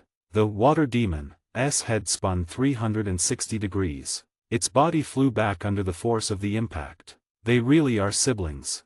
Ryaji looked at the beautiful long leg that had emerged from the Karaikumo cedar box and couldn't help but exclaim. Tanjiro was also very surprised that Nezuko had kicked. He had never imagined that Nezuko would come to his rescue at this critical moment. 73, Chapter 73. What's going on? What are these guys' backgrounds? They're actually working with a demon. At this time, the other water demon clone that hadn't been kicked into a dizzying spin by Nezuko was also a little dumbfounded. It had actually seen a demon working with a human, and the demon had even saved that person's life just now. Nezuko also crawled out of the Karaikumo cedar box. She glared angrily at the water demon clone she had kicked. The water demon that had been kicked and had its head twisted began to reverse its neck back to its original position thanks to its powerful self-healing ability. Then, the water demon submerged into the black water again and reappeared next to the other water demon. Nezuko, seeing the two water demons, with half their bodies exposed, immediately felt hostile. She charged towards them. At this time, Ryaji suddenly jumped down from the wall and stopped Nezuko. However, due to inertia, although Ryaji reached out to stop Nezuko, her chest still collided with his arm. "You're a girl. Leave the fighting to your brother, Tanjiro," Ryaji said to Nezuko. Nezuko didn't understand Ryaji's words, but she didn't show any hostility towards him. She just kept trying to fight the water demons. However, Ryaji's arm strength was immense. He kept stopping Nezuko. As they struggled like a couple arguing, Ryaji's hand kept touching Nezuko. Ryaji naturally wouldn't let Nezuko fight the demons, because her safety was directly related to his. As Ryaji and Nezuko were struggling like a couple having a fight, the two water demons had already submerged into the black water. "Mr. Kazumi, be careful." Tanjiro suddenly felt the water demon's scent under Kazumi's feet. He immediately pushed Kazumi away. Pushed by Tanjiro, Kazumi quickly took a few steps back. In the end, because he was unsteady on his feet and was still holding a girl, he was pushed down by the girl and sat on his butt on the ground. A puddle of black water quietly appeared under Tanjiro's feet. Two demon hands suddenly grabbed his ankles tightly and pulled him into the black water. Nezuko wanted to save Tanjiro, but this time, Ryaji held her tightly. His hands were tightly locked around Nezuko's waist. He leaned close to Nezuko's ear and said, "Nezuko, calm down. Trust your brother. He'll definitely defeat these demons." However, Nezuko didn't listen to Ryaji. She kept trying to jump into the puddle of black water. Seeing this, Ryaji was helpless. He could only silently mutter to himself, "Nezuko, don't blame me for this." Then, Ryaji bit down on Nezuko's white neck and sucked her blood.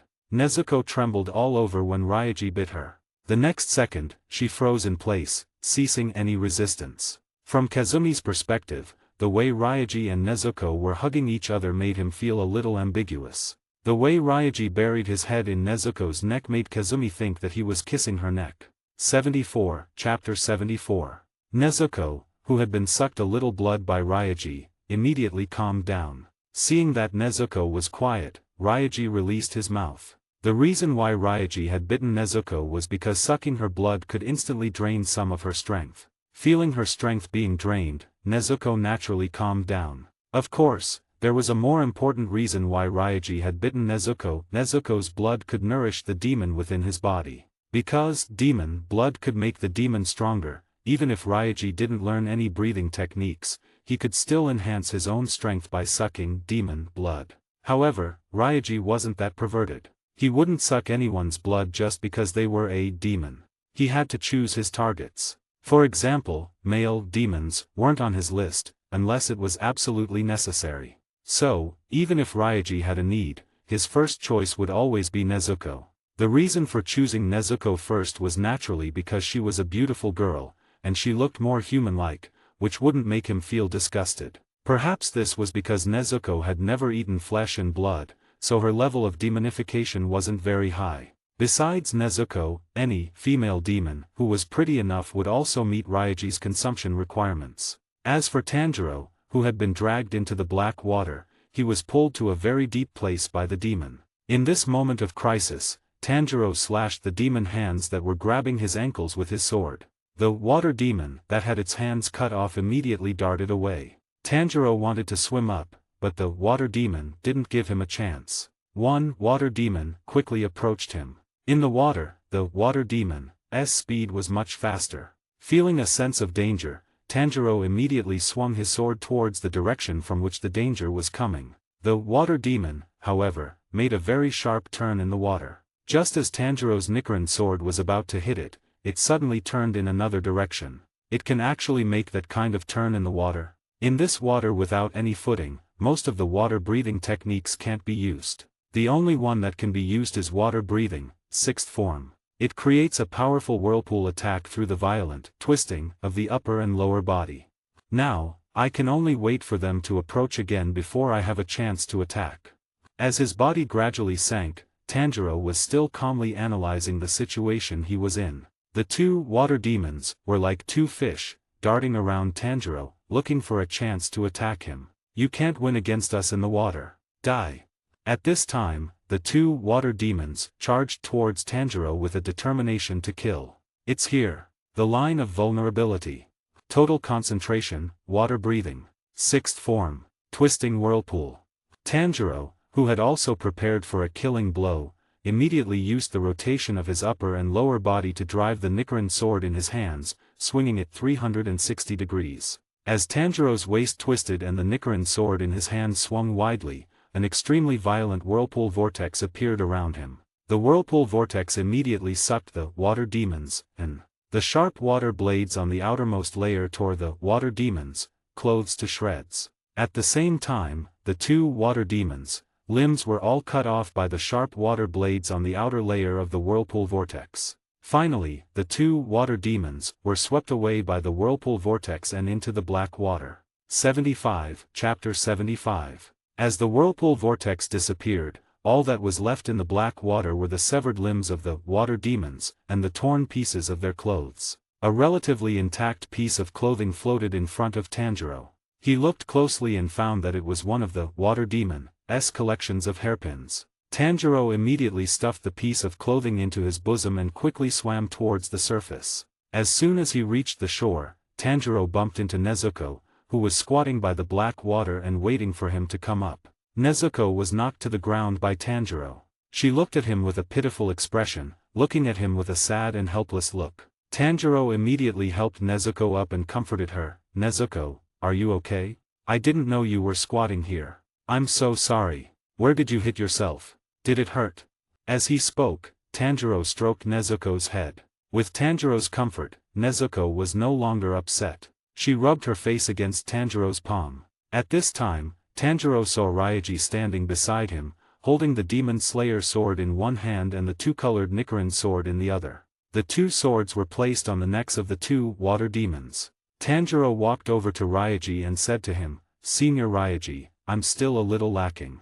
Hearing this, Ryaji smiled at Tanjiro and said, "What are you talking about? You did great. You were able to severely injure 3 demons that can use blood demon art. That's amazing. Even if I wasn't here, you probably would have already emerged from the water and controlled them. But I didn't kill them with a single blow, like you did before." Tanjiro still felt that he wasn't as good as Ryaji. Ryaji knew that Tanjiro wasn't as strong as him, but in order not to discourage him, he said, "If you had killed them underwater, then we wouldn't have been able to ask them about Muzan Kibatsuji." With Ryaji's words, Tanjiro felt a little better. "You've already done very well. You have to believe in yourself." Ryaji continued. Tanjiro nodded. A smile finally appeared on his lips. After restoring Tanjiro's confidence, Ryaji looked at the two water demons that Tanjiro had severely injured, leaving only a small part of their bodies and one head, and asked, "Now, I have something to ask you. Do you know Muzan Kibatsuji?" As soon as Ryaji finished speaking, the two water demons' expressions changed drastically. They went from shock to fear. Their incomplete bodies trembled violently. Ryaji and Tanjiro saw their reaction and couldn't help but feel strange. What was going on? Were they possessed? Speak. Tanjiro couldn't help but scold them. I dare not speak. One of the water demons answered fearfully. We'll die, we'll die, we'll die, we can't say, we can't say. The other water demon repeated these two sentences crazily. Tanjiro couldn't help but look at Ryaji and asked, Senior Ryaji, what's wrong with them? Ryaji shook his head and guessed, I don't know. Perhaps Muzan Kibutsuji used blood demon art to place some kind of restriction on them. So, they dare not say anything about Muzan Kibutsuji. 76, Chapter 76. Hearing Ryaji's words, Tanjiro understood a little and asked, then what do we do now? Kill them? It seems that information about Muzan Kibutsuji isn't as easy to come by as we thought. Ryaji complained helplessly, then continued, I'll take care of the rest. After speaking, Ryaji sheathed his Demon Slayer sword and his two-colored Nichiren sword. Then, dark purple energy emanated from his body. Dark purple patterns appeared on his face. His eyes suddenly became eerie. His whites turned black, and his pupils shone with purple light. The energy gradually gathered behind Ryaji, eventually forming a dark purple shadow that was neither human nor beast. Finally, Ryaji extended an arm that had become even more eerie than a demon hand towards the two water demons. The water demons, seeing Ryaji's transformation, became even more terrified. Kazumi was also scared out of his wits by Ryaji's transformation. Only Tanjiro was a little calmer because he had already seen Ryaji's demonified form once before. So, he wasn't afraid. Instead, he was curious about what Ryaji was going to do. Become nourishment for the demon. Devour. The demon behind Ryaji instantly transformed into a thick cloud of black energy, completely engulfing the water demons in its domain. Under the shroud of black energy, Tanjiro couldn't see what was happening inside. The water demons were like they had entered hell, letting out extremely miserable screams. As the screams ended, the black energy gradually dissipated, but the water demons had completely disappeared. The purple-black energy gathered behind Ryaji again and condensed into the rudimentary form of a demon. Host successfully used the demon devourer to devour the target, obtaining the demonification skill, Stealth. Stealth, in a demonified state, the host can freely infiltrate any non-living body. At this time, the broadcast of the ultradimensional transmigration system sounded again. Ryaji had also successfully learned the water demon's blood demon art through the demon devourer. This skill might be very useful for Ryaji in some situations. It definitely wasn't a useless skill. Then, Ryaji exited his demonified state and returned to his normal state. Tanjiro couldn't see at all. Since Ryaji wanted to kill the water demons, why didn't he just use his Nichiren sword or Demon Slayer sword? Wouldn't that be more direct? Senior Ryaji, since you wanted to kill them, why did you activate that state? Why didn't you just use the swords in your hands? The last time I saw you use that state, it didn't seem very stable. Tanjiro said to Ryaji, my special ability can copy this demon's blood demon art. What you saw just now was just the copying process. Ryaji answered in a very concise and clear way. Hearing this, Tanjiro was also a little surprised. He didn't know that Ryaji could copy blood demon arts. Now that he knew, he thought this ability was really powerful.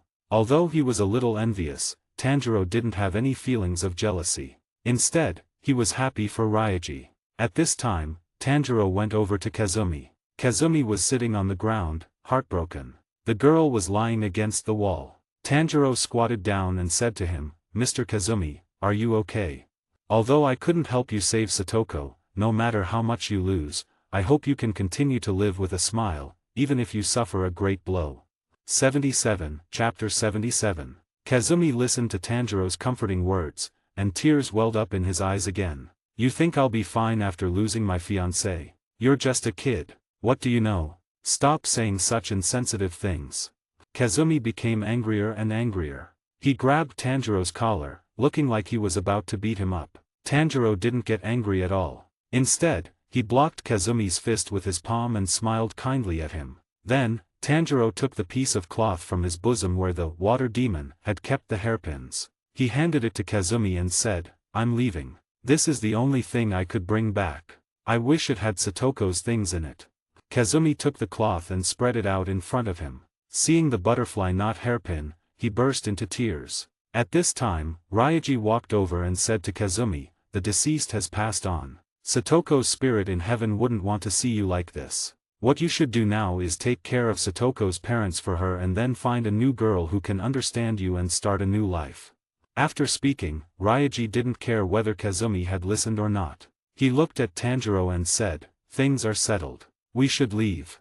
Tanjiro nodded. Then, he had Nezuko crawl back into the Karaikumo cedar box. Tanjiro put the box on his back and left with Ryaji. Kazumi looked at Ryaji and Tanjiro's backs. He suddenly realized something and shouted to Tanjiro, "I'm so sorry. I said some really hurtful things and did something impulsive. Please forgive my recklessness. I'm truly sorry." Immediately, Tanjiro stopped walking and turned around. He waved goodbye to Kazumi. "Mr. Kazumi, please take care of that woman." After speaking, Tanjiro chased after Ryaji. Then, Ryaji and Tanjiro left the town and found a quiet grove outside the town to rest. The next morning, as the morning sun rose, the demon slayer Kor's crow flew to Ryaji's shoulder and said, "The next place you need to go is Asakusa in Tokyo. There are rumors that a demon is lurking there." Tanjiro was a little surprised and unexpected to hear the crow's words. "Another mission so soon? Please go as soon as possible. Please go as soon as possible." The crow kept repeating, "Let's go, Tanjiro." Ryaji didn't have any objections to this fast-paced mission. "Yes, Senior Ryaji." Tanjiro didn't say anything more. He put the Karaikumo cedar box containing Nezuko on his back and headed to the next mission location, Asakusa in Tokyo. After several days of travel, Ryaji and Tanjiro arrived in Asakusa in Tokyo during the busiest part of the night market. Asakusa in Tokyo was a city that was even bigger than a town. So, even at night, it was still bustling with lights and nightlife. Upon arriving in the city, Tanjiro was completely stunned.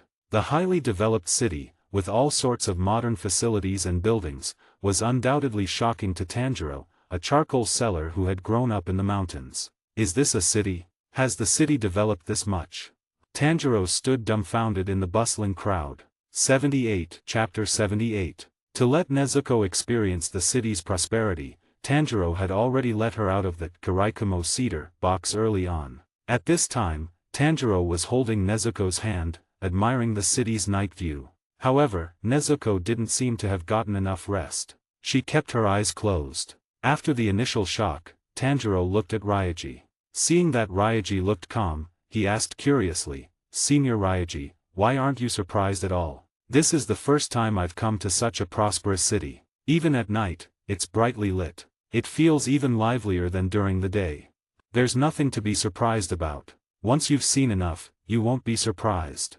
Ryaji answered calmly. Hearing this, Tanjiro thought that Ryaji had lived in the city before. He asked again, "So, Senior Ryaji, you used to live in a prosperous city like this?" This time, Ryaji nodded and said, "Let's do another round of patrol, then we'll find somewhere to fill our stomachs." Then, Ryaji and Tanjiro saw a noodle vendor with a pushcart under a streetlight on a secluded path. There were also some benches set up near the pushcart for customers to sit and eat noodles. It should have been past the peak mealtime, so there were no customers eating noodles at the moment. Only the bald-headed boss was sitting on a bench, leisurely smoking his pipe.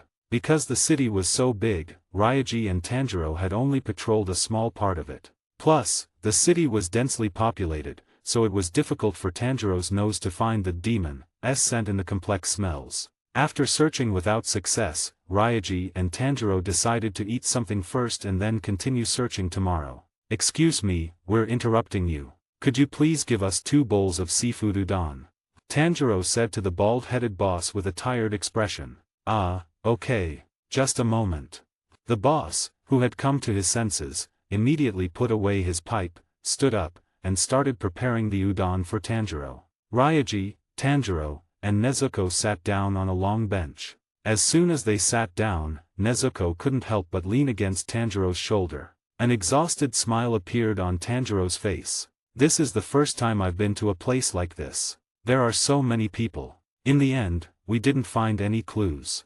Tanjiro's expression became serious again. He said calmly to Ryaji, "The city is so big, and it's densely populated.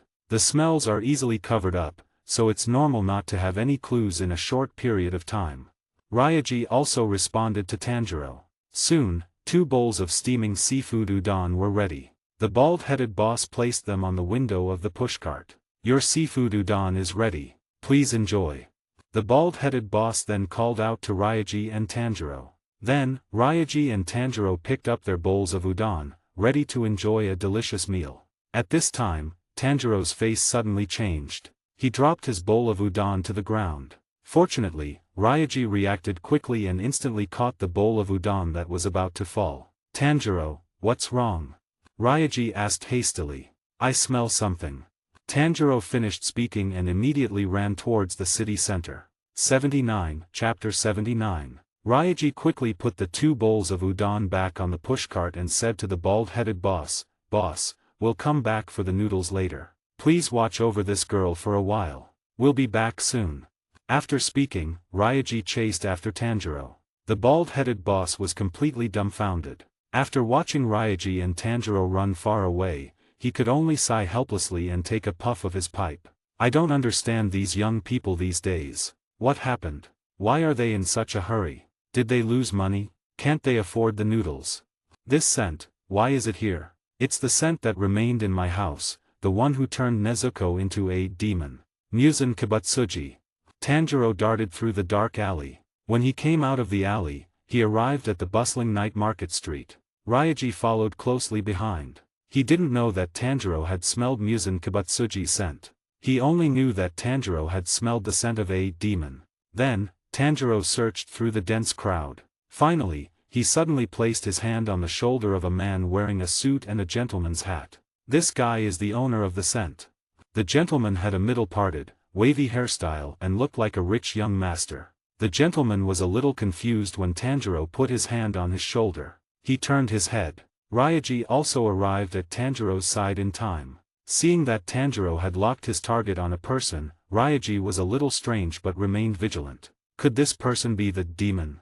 When did demons start blending in with humans? Or did he just have the scent of a demon on him? If he wasn't afraid of causing panic and unnecessary trouble, Ryaji would have already taken action to verify it. Ryaji, standing behind Tanjiro, didn't know that Tanjiro's expression had become extremely distorted and ferocious. However, he could still feel Tanjiro's intense killing intent, which made him a little puzzled. He hadn't seen such a strong killing intent from Tanjiro when he was facing the water demons. Even if the rich young master in front of him was a demon, why was Tanjiro acting so abnormally, showing such a strong killing intent? It was too abnormal. Just as Ryaji was about to ask Tanjiro what was going on, Tanjiro suddenly drew his Nichiren sword a few inches. Just at that moment, a little girl's voice rang out, "Daddy, who is he?"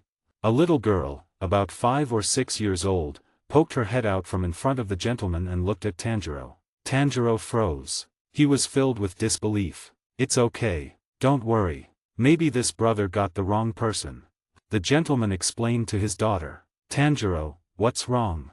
Ryaji put his hand on Tanjiro's shoulder and asked. Tanjiro was completely out of his mind at this time. He couldn't hear Ryaji's question at all. This guy is actually pretending to be human. Tanjiro couldn't accept it and shouted in his heart. "Do you need something from me? You seem quite flustered." The gentleman asked Tanjiro. Tanjiro didn't pay any attention to the gentleman. Seeing that Tanjiro ignored him, the gentleman looked at Ryaji and asked, "Is he your friend? If he is, I suggest you take him to see a psychiatrist."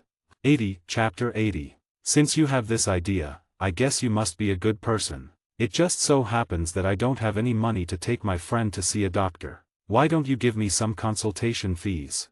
Ryaji replied to the gentleman. Hearing this, the gentleman was a little surprised. He didn't expect Ryaji to trick him and try to get his money. The gentleman couldn't help but laugh at Ryaji. At this time, a beautiful woman wearing a western dress walked over and asked the gentleman, "Honey, what's wrong?" "Mommy." The little girl being held by the gentleman called out to the woman. Seeing this seemingly affectionate scene, Tanjiro, who couldn't accept it, trembled. He couldn't accept that a mother and daughter with human auras were with a demon. Don't they know? That man next to them is a demon. He eats people. Do you know him? The beautiful woman asked the gentleman. "No, I don't know him at all. He must have gotten the wrong person. The gentleman answered his wife's question. As he spoke, he instantly slashed a couple passing by him. Ryaji and Tanjiro noticed the gentleman's actions. They immediately knew something was wrong. But the gentleman's actions were too fast. The couple happened to be passing by him when they were attacked. The distance was too close. Ryaji and Tanjiro couldn't stop them in time. Then, the couple began to demonife. Ryaji's eyes narrowed instantly. He looked at the gentleman with a hint of anger. Now, Ryaji finally understood why Tanjiro had shown such a strong killing intent earlier. It turned out that the gentleman was the Demon King Muzan Kibatsuji. Damn it! Ryaji cursed under his breath. He was about to draw his sword and attack Muzan Kibatsuji, but Muzan Kibatsuji seemed to have sensed Ryaji's intentions. He looked at Ryaji and said, "It seems something is happening over there." Glaring at Muzan Kibatsuji, Ryaji knew that he was provoking him.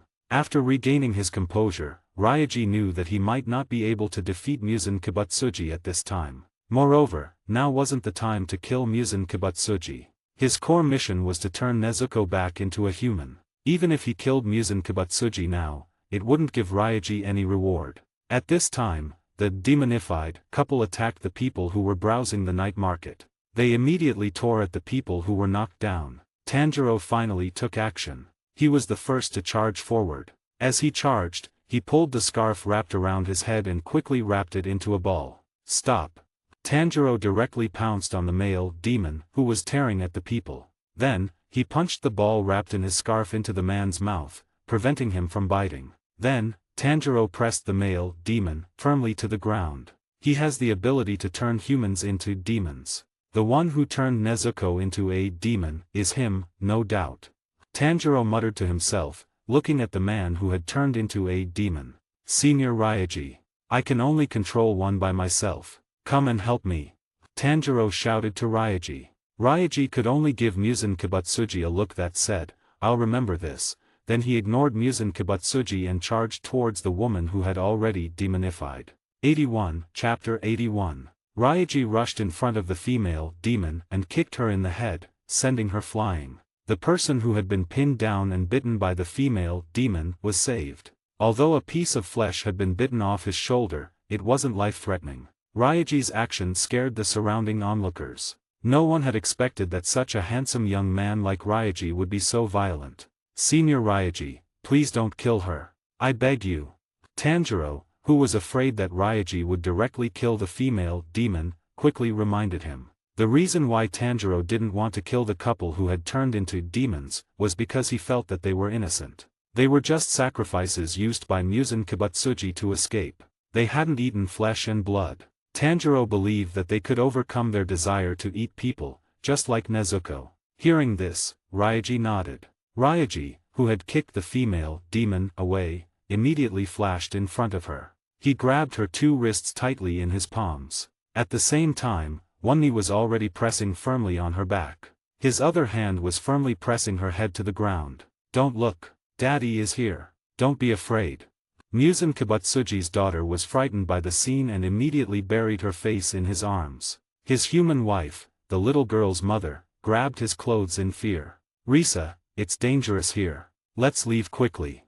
Seeing that Ryaji and Tanjiro were tied up, Muzan Kibatsuji didn't intend to stay and watch the show anymore. He motioned for the woman named Risa to leave. The woman naturally had no objections. So, she nodded in agreement. Then, Muzan Kibatsuji and his family left where Ryaji and Tanjiro were. As Tanjiro restrained the male demon, he remembered Muzan Kibatsuji again. He turned his head and saw that Muzan Kibatsuji was leaving with the mother and daughter. Tanjiro was instantly filled with annoyance and anger. Fueled by hatred, Tanjiro finally couldn't help but swear towards the direction Muzan Kibatsuji had left. "Muzan Kibatsuji, I will never let you go. No matter where you hide, I will never let you go. Even if you're in hell, I will take your head in the depths of hell."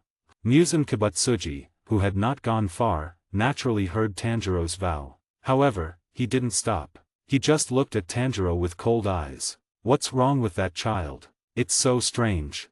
Risa asked Muzan Kibatsuji. "I don't know. Maybe he has mental problems." "Okay, don't worry about these unimportant things anymore," Muzan Kibatsuji said to Risa. Just as Tanjiro finished his vow, the city's security guards arrived. "What are you doing? Drunkard. Boy, let go of that man." Several security guards said this one after another. Seeing the security guards arrive, Tanjiro said to them, "You can't let him go yet. Please get some restraining equipment. I beg you." The security guards didn't intend to listen to Tanjiro's instructions. They directly reached out to grab Tanjiro. 82, Chapter 82. "Please stop. No one else can hold him down except me." Tanjiro could only try to persuade the security guards with words. "Get out of the way, don't force me to take action." The security guards didn't listen to Tanjiro at all. "Ah, what's wrong with this guy's face? Has he lost his mind?" One of the security guards noticed the abnormality of the man Tanjiro was holding down. "Don't waste time. Let's pull this boy away together." Another security guard urged. "No, if you let him go now, he'll kill people. You can't handle him. Please don't interfere. I beg you." Tanjiro, thinking of the security guard's safety, didn't intend to let go of the male demon. On the other side, Ryaji was also surrounded by several security guards. However, compared to Tanjiro's predicament, Ryaji was much tougher. As soon as Ryaji saw the security guards arrive, he immediately transferred the hand that was holding the woman's head to her back of the neck. Then, he squeezed her neck tightly. Then, Ryaji lifted the female demon from the ground and held her in front of him. He used her as a hostage, threatening the security guards. "Don't move, or I can't guarantee that this woman will survive." Ryaji said coldly. "What are you trying to do? I warn you, let go of that woman." The security guards were afraid that Ryaji would do something drastic. They didn't dare to approach him. At this time, the female demon in Ryaji's hand bared her teeth at the security guards. It looked like if Ryaji let go, they would become her next meal. "Can't you see that this woman isn't normal? If I let go of this woman, you'll all die at her hands." Ryaji was actually prepared to let go at any time. These people wouldn't understand unless they were taught a lesson. Just at that moment, a thick scent of incense filled the air. Then, Ryaji couldn't see the security guards anymore. His vision was filled with a sea of flowers. Various colorful patterns surrounded him. "What's going on? What are these patterns? I can't see anything." The security guards' panicked voices reached Ryaji's ears. Through sound and scent, he could feel that the security guards were still in their previous positions. The only possibility for him not being able to see them was that he had been hit by an illusion. Immediately, Ryaji looked at Tanjiro, but he found that he could see him. So, he called out to Tanjiro, "Tanjiro. Senior Ryaji, do you know what's going on? Do you think we've been hit by an illusion?" Tanjiro responded to Ryaji. As he asked Ryaji what was going on, he also told Ryaji his guess. "I think we've been hit by an illusion. There are probably other demons here. Maybe they're Muzan Kibutsuji's subordinates. We need to be careful." Ryaji reminded Tanjiro. Just as they were talking, a man and a woman in kimonos walked into the sea of flowers. The woman was a beautiful woman in her 30s. The man was a young man with a cold look who looked a little childish. Seeing the appearance of these two people, Ryaji and Tanjiro became even more vigilant. Sensing Ryaji and Tanjiro's hostility, the beautiful woman said, "Don't be nervous. I'm not here to hurt you." 83, Chapter 83. Tanjiro looked at the beautiful woman standing before him. After sensing the scent emanating from her, he was a little surprised. Another demon that looked human. Unlike the strong demon scent from the hand demon and the water demon, the woman's demon scent wasn't as pungent. It was milder. While not exactly pleasant, it at least wasn't too nauseating or unbearable. Even when facing someone who has completely turned into a demon, you still use the term human for them and even intend to help them. "Then let me help you too," the beautiful female demon said to Tanjiro. "Why? Your scent is a demon scent, right?" Tanjiro didn't understand the beautiful female demon's actions. Aren't demons supposed to see humans as food? Why would she help him? "That's right. I am a demon, but I am also a doctor. Like you, I want to kill that man, Muzan Kibutsuji." The beautiful female demon continued. Naturally, Ryaji also heard the beautiful female demon's words, so he interjected, "Were you also turned into a demon by Muzan Kibutsuji?" Hearing this, the beautiful female demon turned her gaze to Ryaji and nodded. "This isn't the place to talk. If you're willing to accept my help, come with me to the clinic I run." Seeing the beautiful female demon nod and admit that she was turned into a demon by Muzan Kibatsuji, Tanjiro instantly felt a sense of connection and sympathy. He couldn't help but think of his sister, Nezuko. Okay, but I need to bring my sister back to my side first. Tanjiro agreed without hesitation. Ryaji didn't have any objections either. Since she was the one who helped them escape, she was clearly not an enemy. Otherwise, there would be no need to go through all this trouble. She could have just started fighting in the illusion. Then I'll have Yushiro go and meet you later. The beautiful female demon didn't have any objections either. Yushiro was clearly the cold-faced boy standing beside her. After discussing it, Ryaji and Tanjiro left the demonized couple in their care. Then, after the beautiful female demon dispelled their illusion, they took the opportunity to escape from the annoying security guards. On the other side, after leaving with his wife and child, Muzan Kibatsuji was about to get into the Western-style car that only the upper class of society could afford and head home. However, Muzan Kibatsuji found an excuse to not get in the car and instead told the driver to take his wife and child back to the mansion. As a woman, Reiko naturally wouldn't interfere too much with Muzan Kibatsuji's freedom, but reminded him to go home early. After sending his wife and child off, Muzan Kibatsuji quickly walked into a dark alley. Big brother, let's find another place to continue drinking. Little 8, are you okay? I'm fine, I'm not drunk yet. As soon as he finished speaking, the drunkard, who was completely intoxicated, turned around and bumped into Muzan Kibatsuji. Completely oblivious to his surroundings, the drunkard yelled at Muzan Kibatsuji, "What are you doing? Can't you see where you're going?" Muzan Kibatsuji stopped. Perhaps he was immersed in his current gentlemanly persona, or perhaps he didn't want to bother with the drunkard. Muzan Kibatsuji actually apologized to the drunkard. "Sorry, I bumped into you." 84, Chapter 84. After speaking, Muzan Kibatsuji continued to walk away. "Hey, do you think you can just leave?" The drunkard suddenly grabbed Muzan Kibatsuji, not wanting him to leave. He wanted to pick a fight with him. "Excuse me, I have urgent business." Muzan Kibatsuji continued to play the gentleman, politely saying, What did you say? I didn't quite understand." The drunkard said, then carefully looked at Muzan Kibatsuji. Hey, your clothes look high-end. It's really annoying. You're so pale. You look like you're about to die. Do you have some kind of terminal illness? Ha ha ha. The drunkard said this while looking at Muzan Kibatsuji's pale face. Then, he laughed at him. Muzan Kibatsuji's eyes instantly filled with anger. He extended his fist and punched the drunkard in the head. The drunkard was knocked flying by Muzan Kibatsuji. The back of his head hit the wall, cracking it. The drunkard became completely still. His body hung heavily on the ground. Little 8. A woman who was with the drunkard screamed. Then, she ran over in a panic to check on the drunkard named Little 8. Another man who was with them, a tall, burly bald man, angrily questioned Muzan Kibatsuji, "Damn it, you dare hit my brother. Honey, Little 8 isn't breathing." He was. The woman's panicked voice rang out again. Hearing this, the burly bald man was a little disbelieving. His heart filled with anger, the bald man immediately swung his fist, about to punch Muzan Kibatsuji. However, before his fist could land, Muzan Kibatsuji kicked him into the air with a high kick. Then, the bald man slammed heavily onto the ground. At this moment, the woman was completely awakened by fear. A look of extreme terror appeared on her face. Muzan Kibatsuji was now like a devil who was about to eat her at any moment.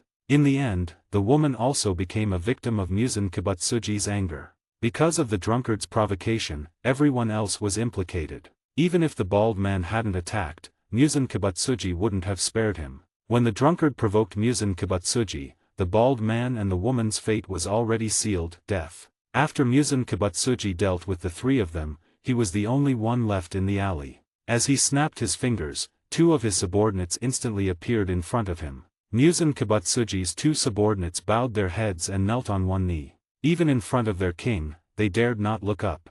"There are 2 demon slayers in Asakusa now. Tonight, you go and take care of them. Also, bring back the head of the demon slayer who has the same flower card decoration on his ear and bring it to me."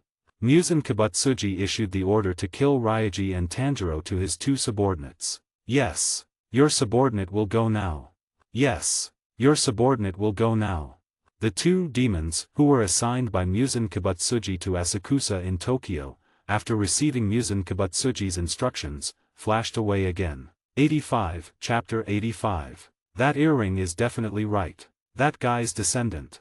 Muzan Kibutsuji's mind instantly flashed back to an unpleasant memory. Because Muzan Kibutsuji had almost died at the hands of a demon slayer wearing such an earring. On the other hand, Ryaji and Tanjiro didn't know that they were already targets for Muzan Kibutsuji to eliminate. Returning to the noodle stall, Ryaji and Tanjiro ate the still warm udon. Although the flavor wasn't as fresh as when it was first made, it was still good. After finishing their noodles, Ryaji took out the bounty the crow had given them. After paying for the noodles, Ryaji and Tanjiro left the noodle stall with Nezuko. "I'm sorry, Nezuko. I left you behind earlier." Tanjiro, who was holding Nezuko's hand again, couldn't help but apologize to her. Because Tanjiro knew that leaving Nezuko behind was a very wrong thing to do. Ryaji didn't interrupt Tanjiro and Nezuko's brother-sister bonding. Although she knew that Nezuko, in her current state, wouldn't care too much about Tanjiro leaving her behind. As Ryaji and Tanjiro walked away from the noodle stall, Ryaji saw the cold-faced little demon named Yushiro standing under a tree ahead. Ryaji stopped walking. Tanjiro, who was still apologizing to Nezuko, didn't notice this and bumped into Ryaji. "What's wrong, Ryaji?" Tanjiro immediately asked. "The demon who's here to meet us has arrived," Ryaji answered. Hearing this, Tanjiro quickly noticed Yushiro standing under the tree. "Aren't we going over?" Tanjiro asked. "Go." Ryaji finished speaking and walked towards Yushiro. Tanjiro followed close behind. When Ryaji and Tanjiro arrived in front of Yushiro, he noticed Nezuko being held by Tanjiro. He pointed at Nezuko and said, "Is your sister also a demon? She's ugly." Hearing Yushiro's words, Tanjiro, who was a little slow to react, looked at Yushiro in a daze. Then, he asked Ryaji, "Ryaji, who is he talking about being ugly?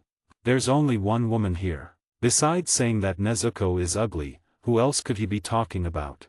Ryaji answered calmly. Ryaji's words made Tanjiro understand. He immediately excitedly went up to Yushiro, pointed at his face, and loudly argued with him, "Nezuko isn't ugly. Take another look at her. Nezuko is a very popular beauty in town." As he spoke, Tanjiro pushed Nezuko in front of Yushiro, intending to let him take another look at her. Yushiro looked at Nezuko with some disdain and said, "Let's go. Don't keep the lady waiting."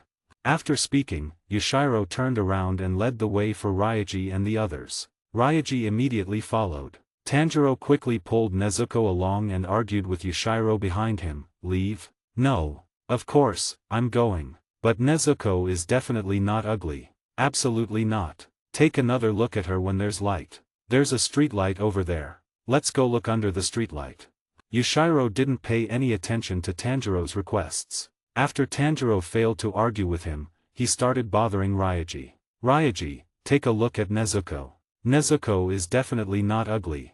86, Chapter 86. "I know. No need to look," Ryaji answered Tanjiro calmly. Ryaji's answer wasn't meant to be dismissive. He knew that Nezuko was a beautiful girl, so he didn't think it was necessary to take another look. Otherwise, he wouldn't have given Nezuko 2 strawberry marks. Also, during the 6 months he had been taking care of Nezuko, specifically on Mount Fujikazan, he had already seen enough. It wasn't like he hadn't seen enough. Not just her face, but even if Nezuko had a mole somewhere on her body, Ryaji would know. During those 6 months, Ryaji had seen what he should have seen and what he shouldn't have seen. The fact that she had seen all that meant that Nezuko's appearance was definitely not in the ugly category. When Tanjiro heard Ryaji's words, he thought he was dismissing him, so he became even more unhappy. If it was just Yushiro, an outsider, who thought Nezuko was ugly, that was fine. But Ryaji was his senior brother who had lived with him and Nezuko for 2 years. It wasn't an exaggeration to say that they were like family now. "Ryaji, Nezuko is also your sister. How can you say she's ugly? I think you just haven't discovered Nezuko's beauty. Let's find a place with better lighting later, and then you can take a closer look at Nezuko." Tanjiro started giving Ryaji a long lecture, trying to change his mind. "No need to look. 6 months ago, I saw what I should have seen and what I shouldn't have seen. Nezuko is a very beautiful girl with a great figure." Facing Tanjiro's nagging, Ryaji chose to surrender. In the end, She gave Tanjiro a satisfactory answer. Hearing Ryaji's answer, Tanjiro was initially happy for Nezuko. However, he quickly noticed the bombshell in Tamayo's words. What I should have seen and what I shouldn't have seen, I've seen it all. What did that mean? Tanjiro pondered Ryaji's latter sentence. As he pondered, he could actually guess what it meant. Ryaji, what did you mean when you said you've seen what you should have seen and what you shouldn't have seen? What did you see? Tanjiro suddenly went up to Ryaji and questioned him. Ryaji didn't feel any guilt or panic. He answered calmly, every inch of Nezuko's skin. As for why Ryaji was so calm, it was mainly because Nezuko wasn't the first woman he had touched, and he didn't have any evil thoughts. Hearing this, Tanjiro was completely flustered. He started crying for Nezuko. Ryaji, how could you do this? Nezuko's innocence has been ruined by you. How can you betray my trust? How can you betray Nezuko? No, if that's the case, then Nezuko can only marry Ryaji from now on. Ryaji, you can't let Nezuko suffer any injustice in the future. You have to make Nezuko happy. Seeing Tanjiro talking nonsense, Ryaji couldn't take it anymore. He punched Tanjiro on the forehead. Tanjiro covered his head and cried out in pain. What are you talking about? I was just helping Nezuko wipe her body. Why didn't you come down from the mountain? Ryaji said angrily. Fortunately, Nezuko's current intellectual level was only that of a toddler, so she didn't understand what Tanjiro was talking about.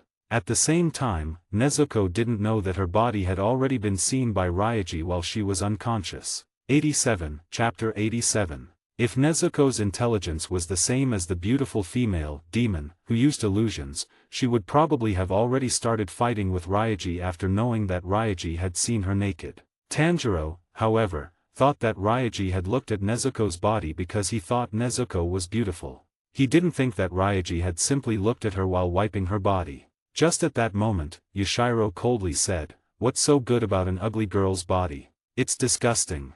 This instantly made Tanjiro, who had stopped caring, explode again. I told you Nezuko isn't ugly. Even a handsome guy like Ryaji is willing to look at Nezuko's body. That's definitely because she's beautiful. Only an ugly freak like you would think Nezuko is ugly.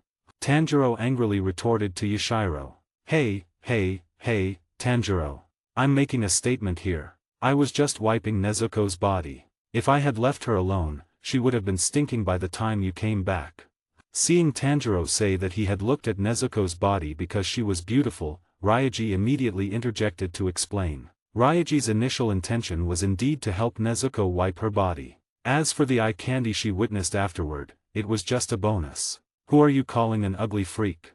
Yushiro heard Tanjiro call him an ugly freak. He, who cared about his appearance, couldn't sit still anymore. Whoever thinks Nezuko is ugly is an ugly freak. Tanjiro answered. The two of them looked like two elementary school students arguing. Ryaji couldn't help but laugh. Hearing Ryaji's laughter, Tanjiro and Yushiro asked him in unison, "What are you laughing at?" "Of course, I'm laughing at how childish you are." Ryaji stopped laughing and said, "What's childish about us?" Tanjiro and Yushiro asked in unison again, arguing over a small issue. "Isn't that childish?" Ryaji asked back. "Being called ugly is a small issue.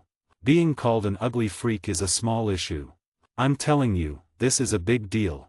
The two of them almost asked Ryaji in unison again. This time, Ryaji surrendered. He no longer participated in the war between Tanjiro and Yushiro. Actually, Ryaji could tell that the reason why Yushiro called Nezuko ugly was probably because of psychological reasons. Perhaps he already had a perfect goddess in his heart. So, in his eyes, except for the goddess in his heart, all other women were ugly. Ryaji also had a guess about the woman who Yushiro had a pathological fondness for. It was probably the beautiful female demon who could use illusions. However, Ryaji didn't tell Yushiro about this. Because Yushiro was currently arguing heatedly with Tanjiro.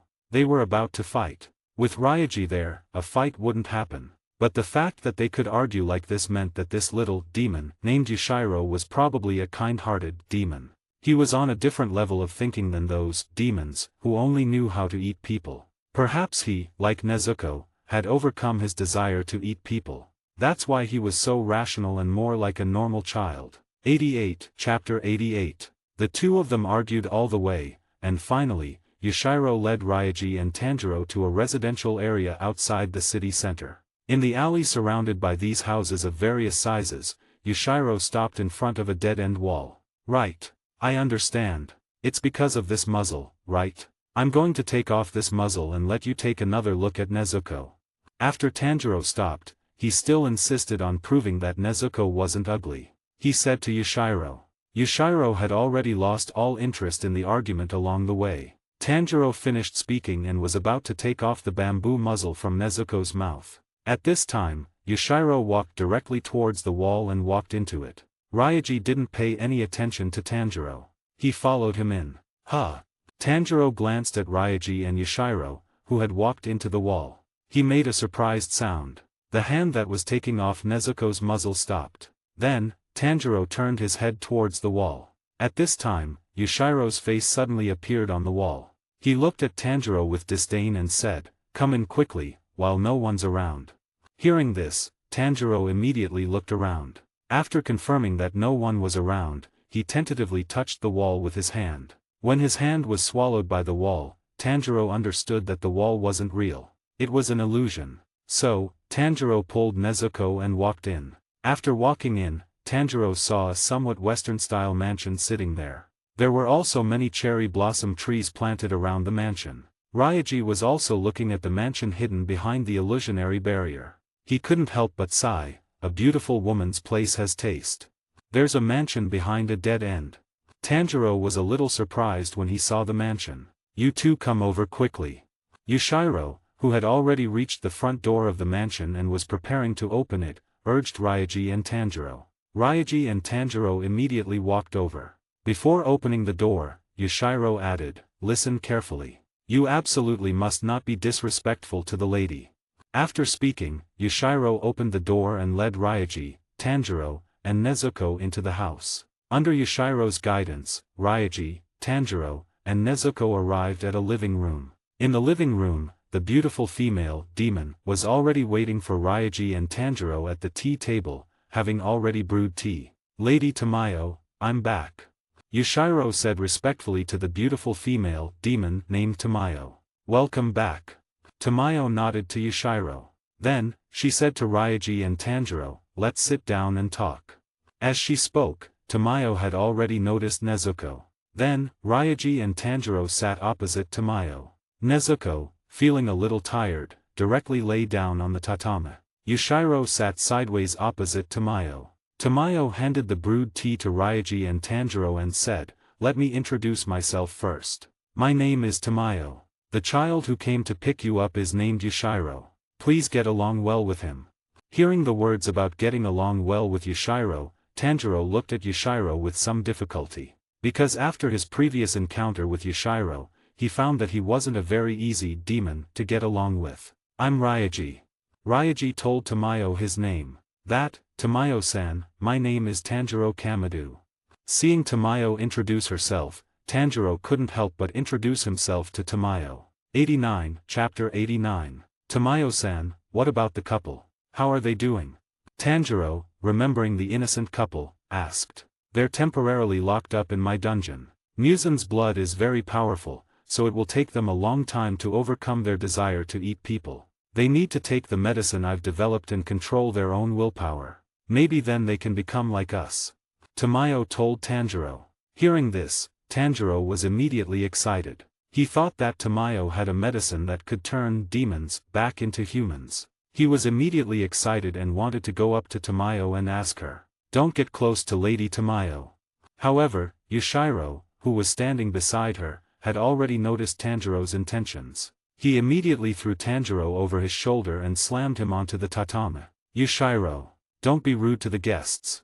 Seeing Yushiro being rude to Tanjiro, Tamayo warned him. "Yes." Yushiro dared not show any displeasure towards Tamayo. He sat back in his position. "That hurts," Tanjiro said, rubbing his sore back. Ryaji knew what Tanjiro wanted to ask, so he asked for him. "So, you have medicine that can turn demons back into humans? Did you and this child also escape your demon identities with the help of that medicine?" Seeing Ryaji ask, Tanjiro looked at her with anticipation, waiting for her answer. Tamayo shook her head and said, the medicine I've developed now can't completely turn demons back into humans. This medicine can only weaken the influence of Muzin's blood, making the desire to eat people less intense. But the fact that they've already become demons can't be changed. Moreover, my medicine also has limitations. It only works on some demons who haven't eaten people, who aren't very strong, and who are less influenced by Muzin. So, you guys still haven't escaped the fate of having to eat people? Tanjiro said with some disappointment. Tamayo shook her head again and said, compared to other demons, we can live without eating people, but we still need to drink a small amount of human blood to survive. Drink blood? But wouldn't that still require sacrificing the lives of others? Hearing Tamayo's words, Tanjiro thought that she was still obtaining blood by killing innocent people. So, Tamayo explained, we get our blood from people from poor families. We buy it under the guise of medical blood donation. Tanjiro, don't worry. The amount of blood drawn won't burden their bodies. This child, Yushiro, needs less blood than me because he became a demon through my blood. As soon as Tamayo said this, Tanjiro was shocked. He was speechless, completely disbelieving. Huh, it's you, but wasn't it Muzin Kibutsuji who turned him into a demon? Tamayo was still drinking her tea calmly, listening to Tamayo's alluring voice as she told her story. This guy, Yushiro, has some taste. A mature and beautiful woman like Tamayo is indeed very attractive to men. Ryaji couldn't help but look at Yushiro. Could it be that he was so enamored with Tamayo that he willingly let her turn him into a demon? 90. Chapter 90. Urokadaka Seikanji had said that the thing that could turn people into demons was Muzin Kibutsuji's blood. So, how did Tamayo turn Yushiro into a demon? Tamayo shook her head and said, Muzin's blood can indeed turn people into demons. His subordinates, the 12 Kazuki, also have this ability. But the reason why the 12 Kazuki can also turn people into demons is actually because they consume the blood that Muzin has injected into their bodies. Essentially, it's still Muzin's blood that's working to turn people into demons. I was turned into a demon by Muzin, so my body also has Muzin's blood. But to stop eating people, I modified my body a long time ago. I weakened the influence of Muzin's blood, completely escaping Muzin's curse and control. Because of this, it took me 200 years to successfully turn Yushiro into a demon. After hearing Tamayo's words, Ryaji understood. It was like Muzin Kibutsuji had 100 eggs. Then, he divided the eggs among his 12 subordinates. Those subordinates could also divide the eggs among others. The more eggs you have, the stronger you should be. The lower-level demons, like those on Mount Natagumo, were clearly just mass-produced products that were given some egg yolk. Because the demons' growth potential is unlimited, the more people they eat, the stronger they become. So, the difference between eggs and egg yolk is just a matter of initial strength level and doesn't limit their future development. Perhaps if a demon was given enough people to eat, it could even replace Muzin Kibutsuji as the demon king. After all, Muzin Kibutsuji took over 1,000 years to grow to this point. He must have eaten countless people over those 1,000 years. The existence of the Demon Slayer core greatly restricted the growth potential of those egg yolks. Besides that, Ryaji also heard some other interesting key information from Tamayo's words. The 12 Kazuki, based on the literal meaning, should be the title of Muzin Kibutsuji's subordinates. 12 should represent 12 demons. Since Tamayo knew this, could it be that she was once a member of the 12 Kazuki? Tanjiro, hearing that Tamayo had taken 200 years to turn Yushiro into a demon, was shocked and stammered again. 200 years. It took 200 years to turn just one person into a demon. So, how old are you, Tamayo-san? Tanjiro, covering his head, which couldn't process the information, stood up and asked excitedly. Hearing Tanjiro's shout, Ryaji finally noticed Tamayo's age. If demons could really live that long, then how old was Tamayo now? Thinking about it, Ryaji also carefully looked at this beautiful and mature woman. Looking at her, Ryaji couldn't help but sigh, as expected. In the face of beauty, age is completely irrelevant. After hearing Tanjiro's question, Yushiro stood up and punched Tanjiro in the stomach. Don't ask a woman's age casually. It's very rude. You shameless scoundrel. Yushiro shouted angrily. After speaking, he used his snake fist to poke Tanjiro's stomach several times. 91. Chapter 91. Tanjiro coughed from being punched. Yushiro. If you dare use violence again, I won't forgive you. Tamayo, like a mother, scolded Yushiro with some anger. Yes. Yushiro immediately put away his angry expression and sat back in his position properly. When he looked at Tamayo, who was a little angry, he couldn't help but be infatuated. Lady Tamayo, you're beautiful even when you're angry. Then why did you turn Yushiro into a demon? Is he your son? Ryaji asked Tamayo. Ryaji's question was also something Tanjiro was concerned about. He also wanted to know why Tamayo had turned Yushiro into a demon. Tamayo shook her head again and explained to Ryaji, Yushiro isn't my son. I don't want to increase the number of demons. I only do that to people who have incurable diseases or serious injuries and are close to death. And I always ask the person beforehand if they're willing to become a demon and live on. Yushiro is one such child.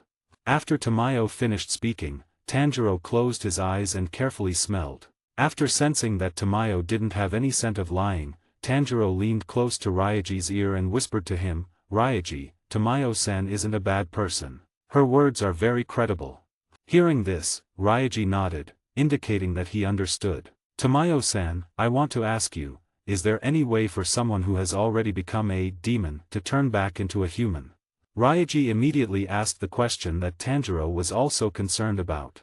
The reason why he asked Tamayo this was because she knew a lot. Maybe she knew some clues. After all, this was related to Tamayo's core mission. Hearing this, Tamayo looked at Nezuko, who was lying between Ryaji and Tanjiro, and said, You want to have that girl turn back into a human, right? She's very special.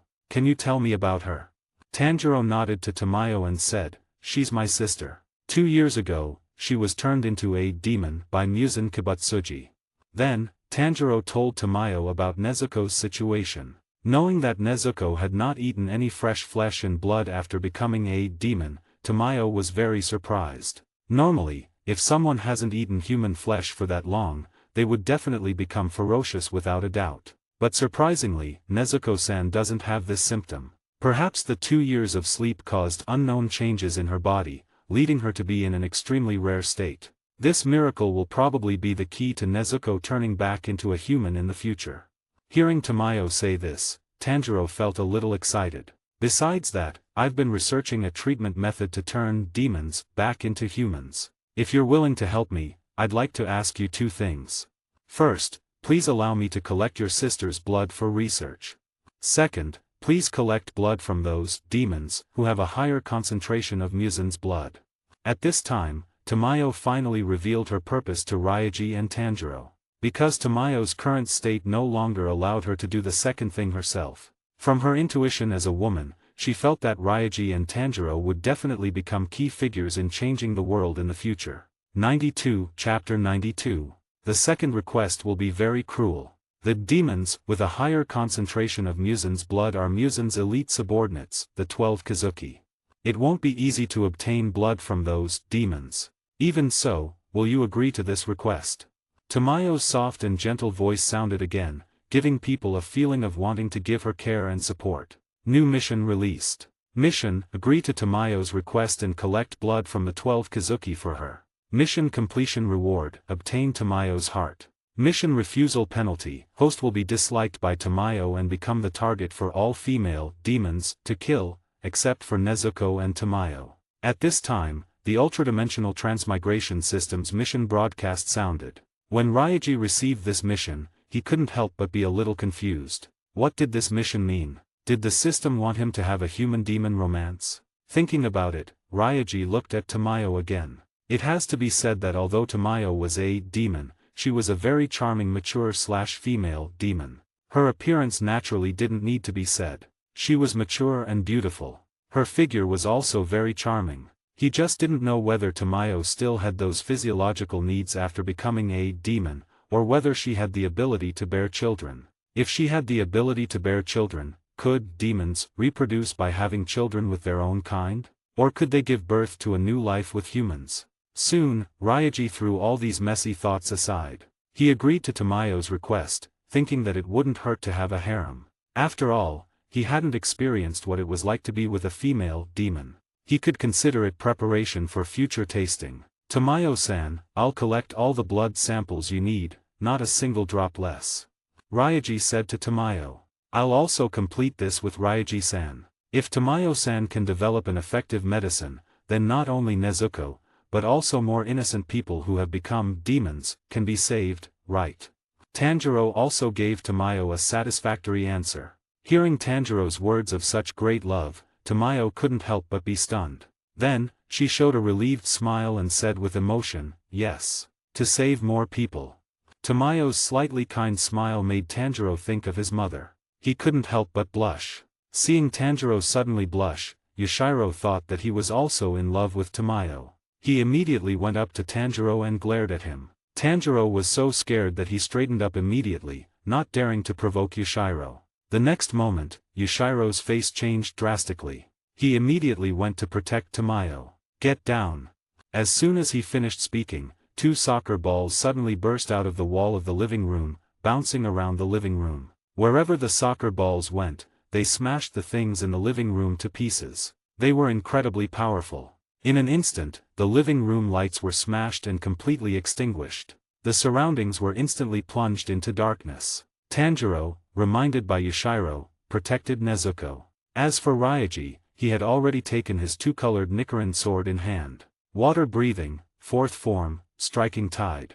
Ryaji didn't say anything. He launched a counterattack. A 4th form, striking tide, was swung out. 93, Chapter 93. As Ryaji felt the intense fluctuations in the air approaching him, he swung his sword at the Kujo balls that were causing incredible damage. Just as Ryaji's blade was about to hit the Kujo balls, their trajectory suddenly changed. Ryaji's Nichiren sword missed. Ryaji was stunned for a moment. The Kujo ball that had changed its trajectory suddenly slammed straight into Tamayo's head. Water breathing, 12th form, dark blade slaughter. Water breathing, 12th form, dark blade slaughter. This technique was Ryaji's self-created water breathing, 12th form. It was a derivative of the 11th form, water shadow slash. Through an extremely fast sword draw, it creates dense, sharp sword energy around the body, slaughtering any target that approaches. It's suitable for defensive counterattacks when being approached. Ryaji's left hand quickly drew the Demon Slayer sword from his waist. Dense, invisible sword energy instantly appeared around him. There were also a few water droplets mixed in with that sword energy. The Kujo ball that was about to hit Ryaji was instantly torn to shreds by the sword energy. The fragments of the Kujo ball turned into blood mist in the next second and dissipated into the air. Blood demon art. Ryaji muttered to himself, seeing this. Then, the second Kujo ball, after hitting the walls around it, slammed towards Ryaji's knee. Ryaji didn't panic at all. He immediately activated his demonification and slammed his knee upwards. In the face of the super strong physique he gained after demonification, the Kujo ball was directly deformed by Ryaji's knee. Finally, unable to withstand the destructive power of the knee, it was directly smashed. The 2 Kujo balls that were wreaking havoc in the living room were subdued by Ryaji. He immediately exited his demonification and asked Tanjiro, Tamayo, and the others, "Are you guys okay?" "We're fine." Tanjiro and Tamayo both answered. "Tanjiro, get ready to fight. Prey has come knocking." After confirming that everyone was okay, Ryaji told Tanjiro to prepare for battle. Hearing this, Tanjiro drew his black Nichiren sword and adjusted his breathing, assuming a posture ready for battle at any moment. Outside Tamayo's mansion, the 2 demons that Muzan Kibutsuji had sent to take Tanjiro's head were standing outside. They were a male and a female demon.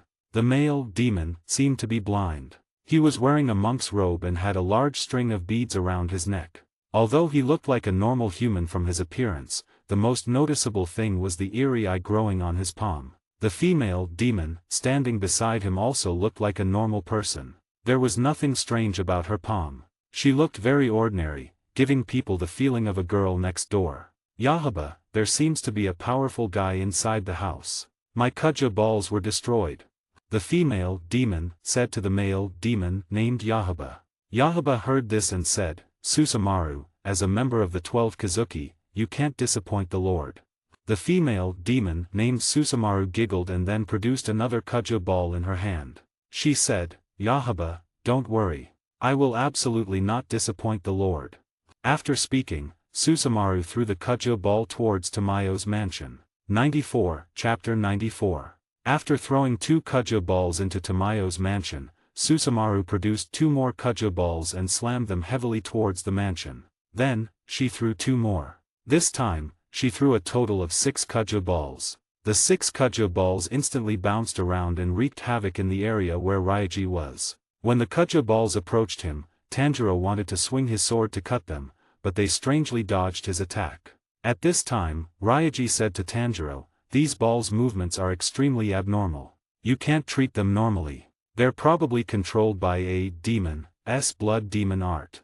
Ryaji reminded Tanjiro. Hearing this, Tanjiro no longer actively attacked. He defensively defended. This time, the Kuja ball's impact force and speed were even more fierce than before. It was unknown whether it was because they had suffered a loss in front of Ryaji, but the 6 Kuja balls didn't approach him again this time. Ryaji noticed this. He couldn't help but find it a little funny. Was he really that scary? Just at that moment, a Kuja ball suddenly flew towards Tamayo.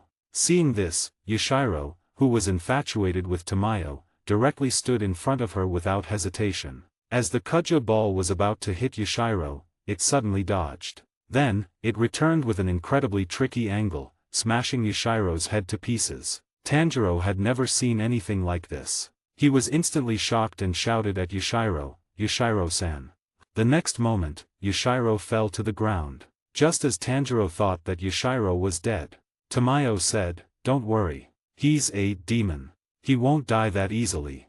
Hearing this, Tanjiro's emotions, which were immersed in the sadness of someone dying, eased a little, but he was still a little uneasy. After all, it was his head. His entire head was smashed by a Kuja ball. Even if he was a demon, he should be greatly affected, right? As the surrounding walls were mostly destroyed, a large hole appeared in the wall in front of Ryaji and Tanjiro. The 6 Kuja balls then flew out of the huge hole. The attack stopped again. Through the smoke, Ryaji saw 2 black shadows standing outside the mansion. He said unhappily, "Hey, you two outside, don't you know that destroying other people's houses comes with a price?"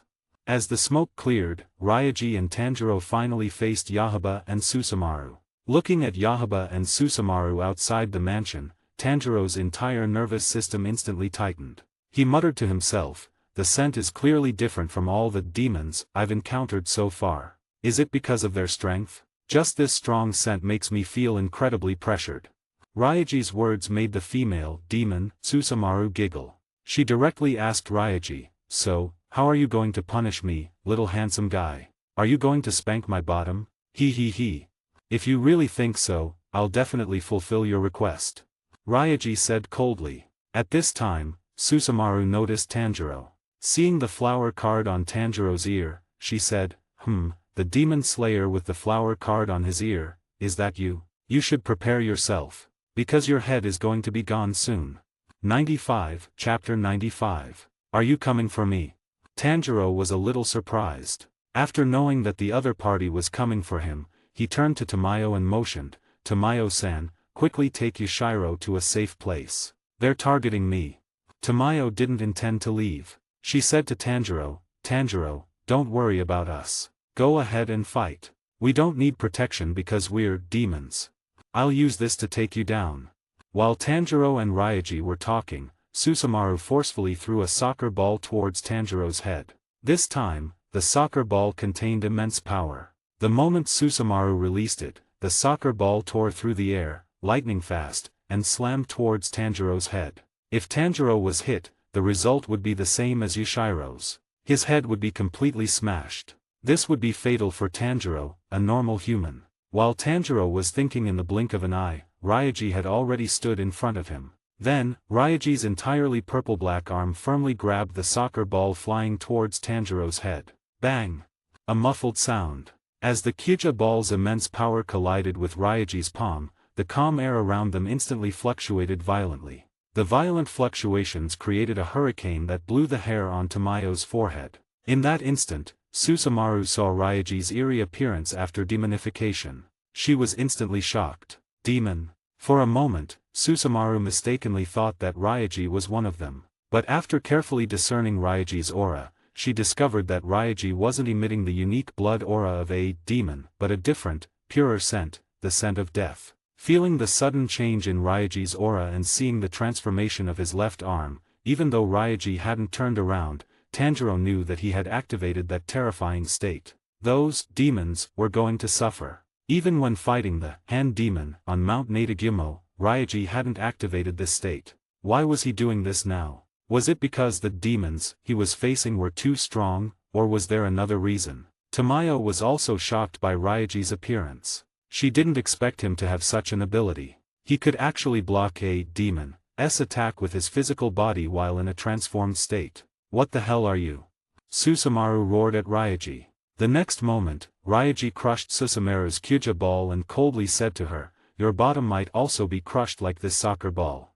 Ryaji's words were domineering with a hint of mockery, and the mockery was tinged with cruelty. Tanjiro, who was behind him, couldn't help but touch his own bottom. After confirming that it was fine, he felt relieved. Susumaru was instantly enraged after hearing Ryaji's words. Because after becoming a demon, Susumaru had never been mocked. Ryaji was the first human who dared to mock her after she became a demon.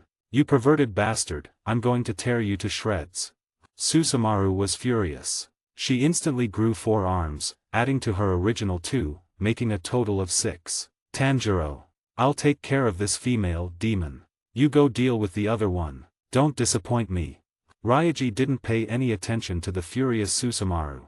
Instead, he told Tanjiro what he needed to do. 96, Chapter 96. As for why Ryaji activated demonification, it wasn't because he couldn't defeat Susumaru in his normal state. The reason why Ryaji activated demonification was simple. He wanted to fulfill Susumaru's request. Only with the support of his demonified, powerful physique could Ryaji do whatever he wanted to mock Susumaru.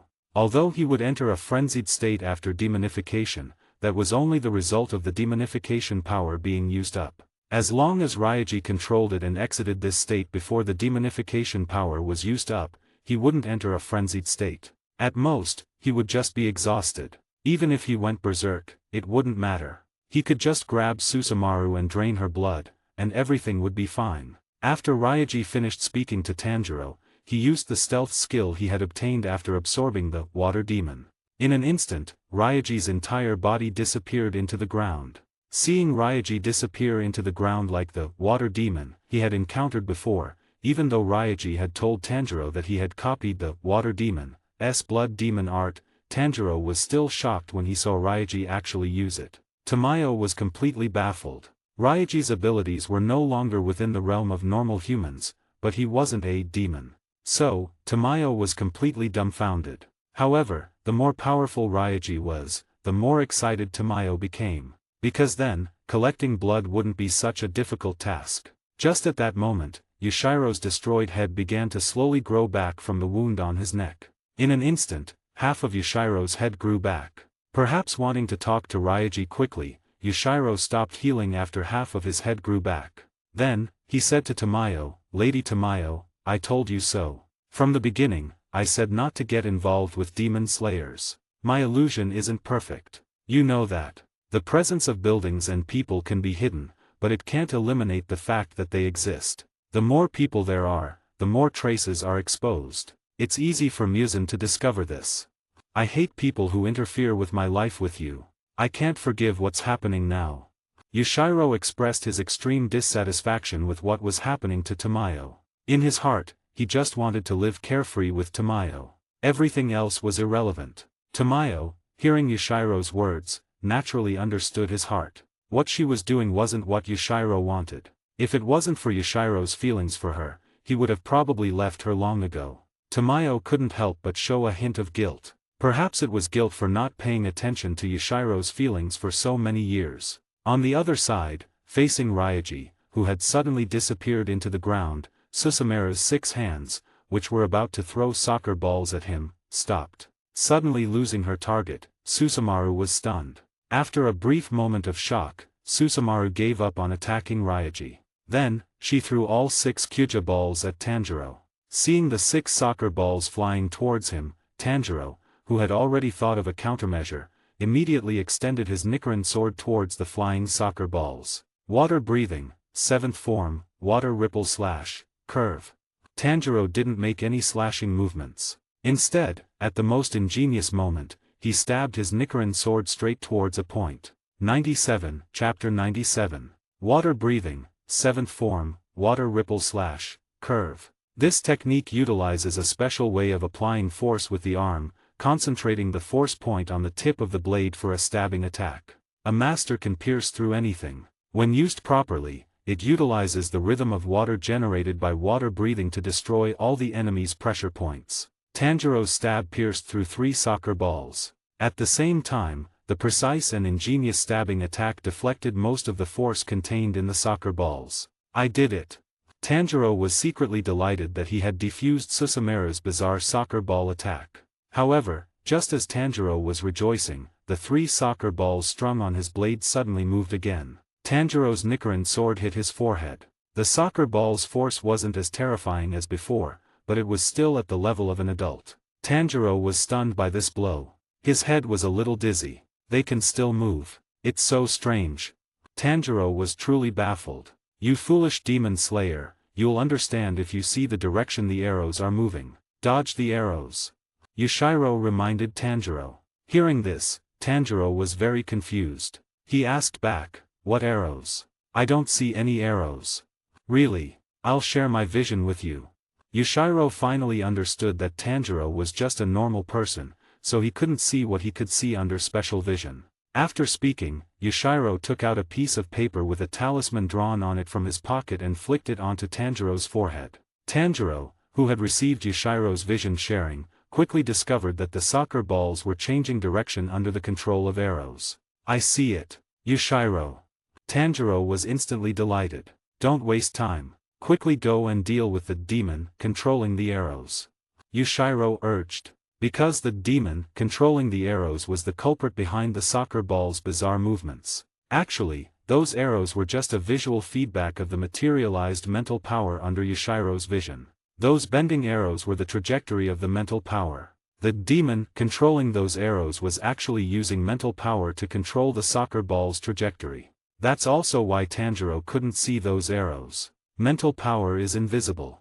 Yushiro could see it because he could capture the trajectory of the mental power's fluctuations in another visual space through his special ability. Susumaru was crazily throwing soccer balls at Tanjiro. She was having a blast. He, it's your honor to be killed by me, a member of the 12 Kazuki. Just as Susumaru was complacent, Ryaji emerged from the ground behind Yahuba and Susumaru. Yahuba sensed something approaching from behind. He immediately used mental power to restrain Ryaji's movements. But Ryaji was completely unaffected by the mental power. He looked at Yahuba like he was an idiot. Impossible. You're immune to my mental power. Yahuba instantly looked incredulous. Just as Yahuba was having his worldview refreshed, Ryaji kicked him aside without hesitation. Susumaru's movements froze at this moment. At this time, Ryaji's hand suddenly slapped Susumaru's bottom. You only know how to throw things like a child. Ryaji asked coldly behind Susumaru. 98, Chapter 98. Susumaru's body jolted when a hand suddenly landed on her bottom. Sensing the death aura emanating from Ryaji, Susumaru wanted to slap Ryaji back, but her body felt stiff at that moment. Besides throwing things, what else can you do? Ryaji finished speaking and raised his hand to clap. Susumaru instantly felt like she had been greatly humiliated. She wasn't a small and weak girl. She had been teased like this. This was a great humiliation for a demon. Just as Susumaru felt incredibly ashamed and angry, she felt a sharp pain in her bottom. Her entire face instantly turned ugly, and her stiff body reacted. Susumaru turned around and punched Ryaji 3 times in the head. There was a muffled sound. Ryaji remained standing in place, unaffected. Except for his hair being blown by the powerful wind from the punches, Ryaji's head didn't move at all. It has to be known that Susumaru, as a demon, had incredible strength in her punches. If a normal person had taken a hit like that, their head would have spun 360 degrees several times. The result would be death. Susumaru questioned her entire demon life. Was this damn Ryaji even human? The situation was like their roles had reversed. Ryaji was the demon, and Susumaru was the weak woman who had encountered a demon. Ryaji slapped Susumaru back. Susumaru spun in the air several times and fell to the ground. Ryaji looked at his palm, which had just crushed Susumaru's bottom. His palm was covered in blood flowing from the wound on Susumaru's bottom. Perhaps because of the frenzy for demon blood after demonification, Ryaji reached out and tasted it. Susumaru, lying on the ground, healed her crushed right half-bottom. At the same time, she looked at Ryaji licking her blood with some fear. She couldn't help but think that Ryaji was a little perverted. Susumaru seemed to have forgotten that she was also an evil demon who ate human flesh. Yet, she now thought that Ryaji was a pervert. The taste is a bit hard to swallow, Ryaji said with some disdain, looking at Susumaru. After speaking, he didn't continue to taste Susumaru's blood. However, the blood on his arm seeped into Ryaji's dark purple arm. You seem to ask me to spank your bottom. I wonder if you're ready to be punished. Ryaji finished speaking and picked up Susumaru, who was lying on the ground. Susumaru, whose neck was being held by Ryaji, was filled with despair. At this moment, she had no intention of resisting. Any resistance would be useless in front of Ryaji. It would also result in Ryaji treating her even more cruelly. Tanjiro was completely dumbfounded. He had forgotten that he was supposed to deal with Yahaba, who was controlling the mental power. This was a completely overwhelming situation. Susumaru's fate was obvious. Tonight, she was going to become Ryaji's plaything. Ryaji grabbed Susumaru and walked to Tanjiro. Seeing that Tanjiro was standing there motionless, Ryaji said to him, Tanjiro, don't just stand there. The other one is yours. Don't let it escape. Otherwise, if you attract Muzan Kibutsuji, things will get complicated. Being told this by Ryaji, Tanjiro, like a soldier being reprimanded by his superior, straightened his back and said to Ryaji very seriously, I understand. Ryaji. 99, Chapter 99. Ryaji in this state was someone even Tanjiro had to be wary of. Although Tanjiro knew that Ryaji wouldn't hurt him, he didn't dare to anger Ryaji in this state. After speaking, Tanjiro immediately went to find the demon who could control mental power, Yahaba. At this time, Ryaji looked at Yashiro and instructed him, Yashiro, please get me a sturdy rope. Even the very arrogant Yashiro became a docile lamb in front of Ryaji in this state. He helped Ryaji find a sturdy rope. After handing the rope to Ryaji, he was also very curious about what Ryaji wanted the rope for. Then, Ryaji tied Susumaru's hands and hung her from a cherry blossom tree outside the mansion.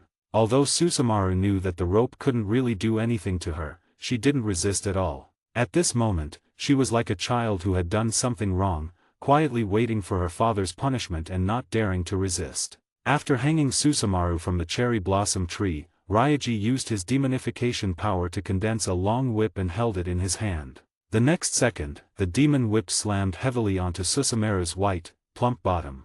Susumaru instantly screamed and howled in pain. The clothes on her bottom were torn, and a bloody mark appeared on her skin. The demon whip was condensed from demonification power. It was naturally incomparable to ordinary whips. Using an ordinary whip would be like tickling Susumaru. After all, she had the body of a demon. Her ability to withstand blows and her healing ability were extremely strong. Only demonification power could inflict real damage on her that she couldn't heal in the short term. Tamayo was also a little stunned. She had never seen such a scene before, watching Ryaji whip Susumaru again and again. However, hearing Susumaru's painful screams, Tamayo was also a little puzzled. After all, a demon's healing ability and ability to withstand blows were very strong. Normally, they wouldn't feel much pain. After observing carefully, Tamayo discovered that the whip marks on Susumaru's body hadn't disappeared. As the number of whips increased, Susumaru's skin was torn and bloody. Could it be that Susumaru's wounds couldn't heal at this time? Was there something special about the whip in Ryaji's hand? Ryaji-san. Tamayo called out to Ryaji, driven by curiosity. Hearing this, Ryaji stopped whipping Susumaru. He asked Tamayo with confusion, Tamayo-san, is something wrong? Can you use the whip in your hand to hit me too?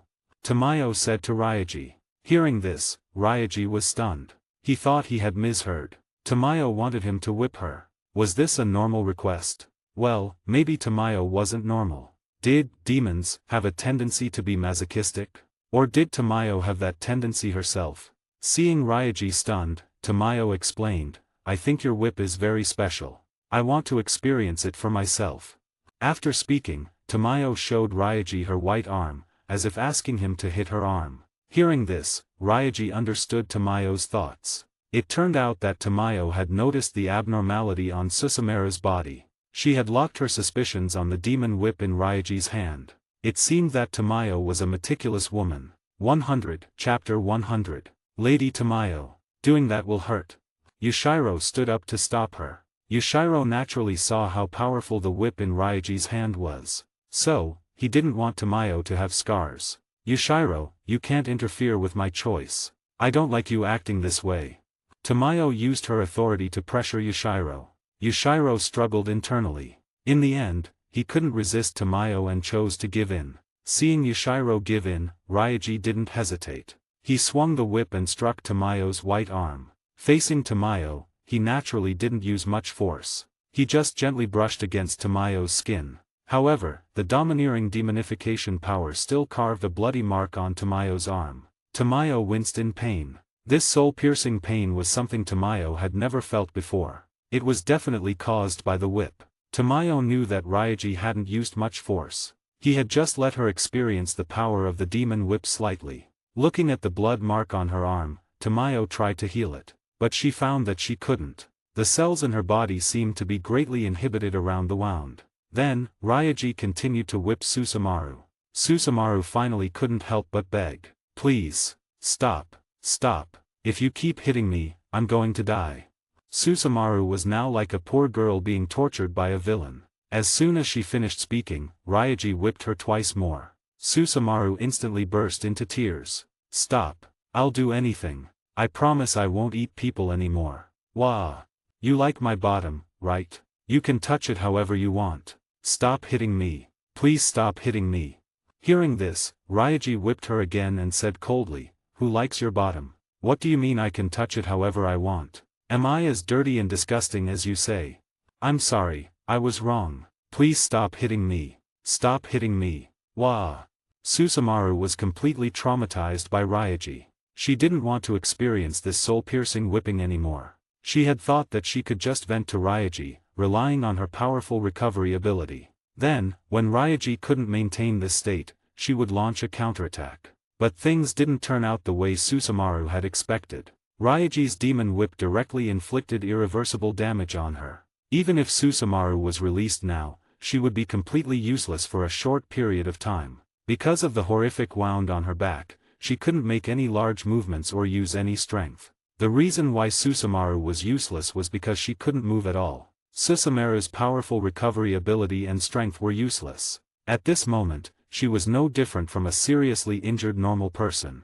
Ryaji wasn't a brute. When he saw Susumaru crying, his heart softened at that moment. Then, Ryaji stopped whipping Susumaru and exited his demonification state. Ryaji, back to his normal state, no longer gave people a creepy feeling. His delicate appearance and the faint smile always on his face gave people a very warm feeling. Looking at Ryaji now, Susumaru couldn't imagine that such a handsome and delicate young man was the extremely violent and rude monster he had been just now. Every novel listed in the description comes with permanent access to the audiobook on Telegram. You pay once, and if the novel is still ongoing, you'll receive all future updates automatically. No extra cost. Choose your novel from the description, then DM me on Telegram, WhatsApp, or Discord. After payment via PayPal, Ko-Fi, or Patreon, you'll get instant access. Simple, secure, lifetime listening. Guys, make sure to like, subscribe, and hit the notification button. Your support means a lot.